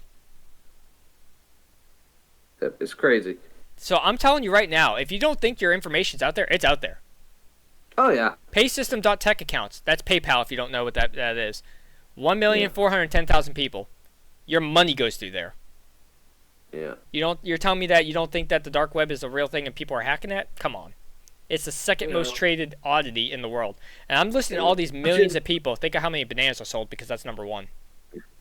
Imagine how much damage AI could do, how much information AI could gather. That's the thing. AI is on the dark web already. It's just, it's very limited in its capabilities. What I'm saying is, if somebody weaponized AI, the amount of information they could gather, because whenever you're on the internet, you leave a digital footprint to a degree. You can be tracked, traced to a degree, with lots of different things. That's why a lot of people are using VPNs and things. AI could do all this and more, potentially. Possibly even hack you in the future. So there was a big thing done by the FBI recently for the dark web, and you're talking about those dark rooms earlier, the red rooms. Yes. That's what they're called, by the way, red rooms, in case you didn't know, where they torture people. Yeah. 96% of those are fake. They're faked. They're 100%. They're 96% of them are faked, right? That means 4% of them are real, right? Where they actually do have a kidnapped person and they are torturing and killing them. The other ones, they're all fake to get money. People want to see people get chopped up on there. It's sick. It's disgusting. But yes, it is real. It is. Up to 4% of them are real. The rest of them are all fake, right? Yeah. They stage it. I know a lot of these companies, they'll take down these videos. There's a video, I have it saved on my phone actually too, the video of the shooting there up in Buffalo, New York at the supermarket. Because everywhere online, if you try and look up that video, it's gone. You can't get it. Guess where you can get it? The dark web. That web. Yeah, all those videos are stuff there. So you're telling me that these tech companies like YouTube and Twitch, the stuff that we're streaming on, don't have access to the dark web? That's what the government's trying to tell us. And that they're telling the government that they don't. Where do you think they put the videos? If me and you can access the dark web right now, they can do it. So here's the thing, right? Here's the thing. You know? Once it's online forever, right? This video, I could delete this video and take it off Twitch. It's still going to be online somewhere, right? Somewhere, yeah. So it's online forever, right? But the thing is, like, they put it all on the dark web. That's where they put it. All this information gets stored onto the dark web. Why? Because the dark web, the very first internet that ever came out, is the dark web. And it has an infinite amount of space. It's infinite. So nothing gets deleted off there. Everything and anything that was on the internet is on the dark web. Now, if you try to access it, it's going to take you about 30 minutes to upload a page because it runs like dial-up. So just be aware of that if you do try to access it, right? It's not illegal to go on the dark web. You can access it. It's completely legal to do. It's illegal to do illegal activities on the dark web. Yeah. Depends on the content. And I will never advocate for you to do anything illegal on the dark web. If you want to go on there and check things out, cool, by all means. I think that's fine. Just be aware. Be very cautious. Use a VPN. Use an encryption key. Yeah. All right. Be incredibly careful what links and things you click on, because you could get redirected to all sorts of illegal sites, and then you have committed a crime. Like, Yes. people post inappropriate pictures of young people on there. Mm-hmm. People Very true. post all sorts of illegal stuff on there. And it doesn't matter if you click on that link by mistake. If you viewed it, you've committed a crime. So there is cops are on the dark web as well. Be aware of that. Yeah. Right? They will catch you. Yep. Right? They have softwares and programs out there attached to some of these websites, and yes, I'm talking about like the pedophile pages there that disgusting people like to visit. Right? Cops run some of these pages. Right? And when you click on the link to that page, they download all your information off your computer. And these cops will find you and they will catch you. Yep. And I couldn't be more proud of those cops to catch you. Yep. So be aware. Don't be clicking on random links. So be aware. Don't click on the random links. If you just want to go on there to check out your email on there that some dude in Pakistan is selling, then, I mean, by all means, check that out. You want to see what hot illegal items are being sold around the world, but not buying yourself, go for it. That's legal to do. You can do it for research. Yeah, it's a very dangerous place to be. Yes, it is. And I don't recommend you going there, but if you're going to, just use your be very cautious. Yeah.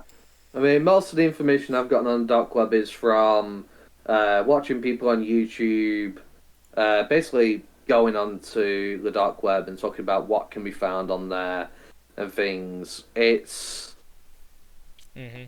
So yeah, it's so crazy. With that being said, I mean, AI is on there too, and it is tracking people. Yeah. They do steal your information if you go on there without a VPN and encryption key. Your information.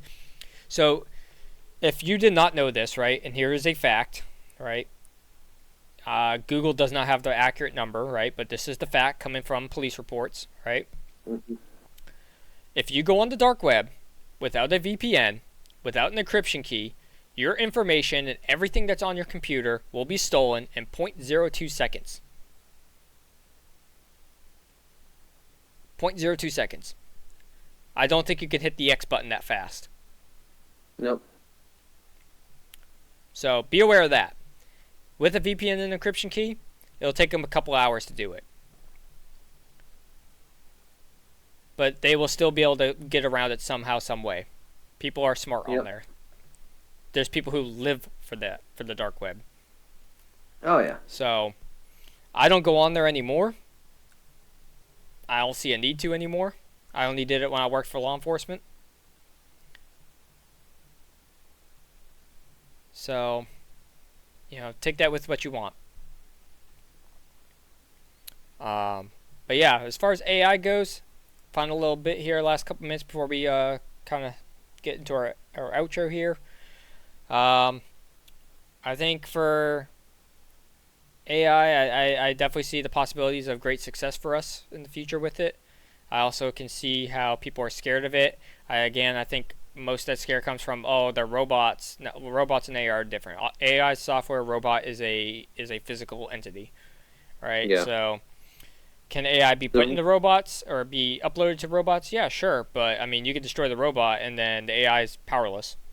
Well, I personally am a little bit worried and scared of AI to some degree and what it could potentially done.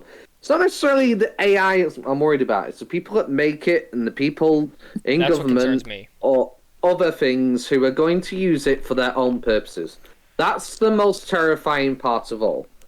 Because once AI is fully integrated into society, to know our homes and stuff, the amount of stuff that could potentially be done with this AI, locking you in your home, for example. I mean, look at what China did. They literally locked people in their homes, prevented people from leaving buildings during COVID and all that. AI can do that. AI could just do it like that. If they become autonomous and can do that autonomously to you, the government can do it too. And that's what I don't trust. That is what I don't trust. I don't trust the government. I love my country. No. I'll always love my country. I love our partner countries, but I don't trust the governments of any of ours, of the United States government. I don't trust any of the governments of anyone around the world. And I don't trust them with that kind of power for AI. Right. So that's why I don't trust and why I'm so concerned about it. Because not so much that the AI will do something, but the government will use it for nefarious purposes. Right. And that is my concern, and why I am very much against it. Right. But beyond that, I do see the possibility of it being a great thing, without government involvement. I think it would be great in the medical field.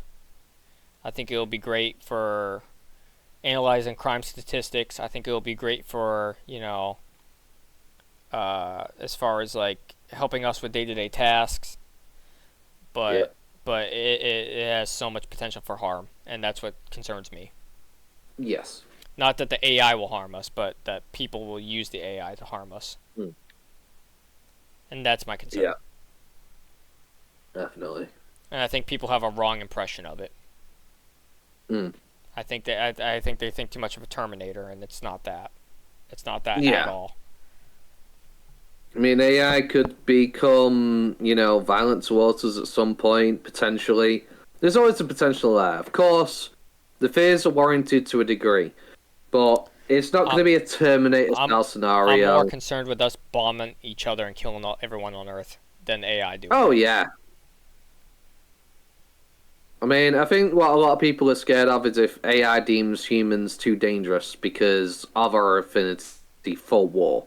I think that's what a lot of fear comes from people. They see what humans do, and then they're like, well, what if AI decide that they get rid of us? There's no country in the world that uses AI with their nuclear missile programs. So you can feel safe and warm in your homes with that. Every single nuclear weapon around the world, this might concern you, is under the direct power of a human being. Yep. Right? I can tell you right now, the United States Air Force, the guys that control our nukes, or the Navy, or whoever, right? It takes two people to turn that key, and they have to have the access codes, which come straight from the president. Yep. And those codes change every single day, probably multiple times a day. So, the United States, I don't think, would ever launch first unless it was like an absolutely necessity thing that we have to do. Russia, Putin does not have control of the nukes, technically, according to their doctrine, right? Does he really? I think he does. But technically, it's supposed to be 3 officers that are in charge of firing that nuke, and all 3 have to agree unanimously to fire it. They're actually in charge of the nukes themselves. Right. So technically, they're signed for that nuke. Like, it's their nuke. They own it, not Russia. I mean, when it comes to nukes, it's everybody loses scenario. Yeah. But I don't think AI would ever in our history have any kind of quote-unquote hand on a nuclear weapon. Yeah. Unless it's self-built somewhere else, not a government, though. No government will ever trust AI to have control of a nuke. Yeah. Period. No ifs, ands, buts. So, I think everybody can rest assured and feel safe with that. Yeah. But with all this strife going on in the world right now, I think all we need is a little bit of peace. Just let's all just stop killing each other. We're all human beings. Let's cooperate, work together, put aside our differences. Yeah. I mean, there's things that me and Aaron, not even on this podcast, we disagreed on a lot of things already, and we're not over here shouting at each other, yelling at each other. All right. Put aside our differences. We have our beliefs. It is what it is. Yep. Everybody has a different opinion, and they're allowed to have a different opinion. You can try and convince them to possibly change their mind. If we don't, that's just the way it is. Accept it and just be like, okay, agree to disagree. Fair enough. I mean, there's been times where, I said, well, I think, and Josh going, well, I think, and, we still don't agree. But we don't sit here arguing and fighting each other over it. We're just like, fair enough. That's the way discussion's supposed to go.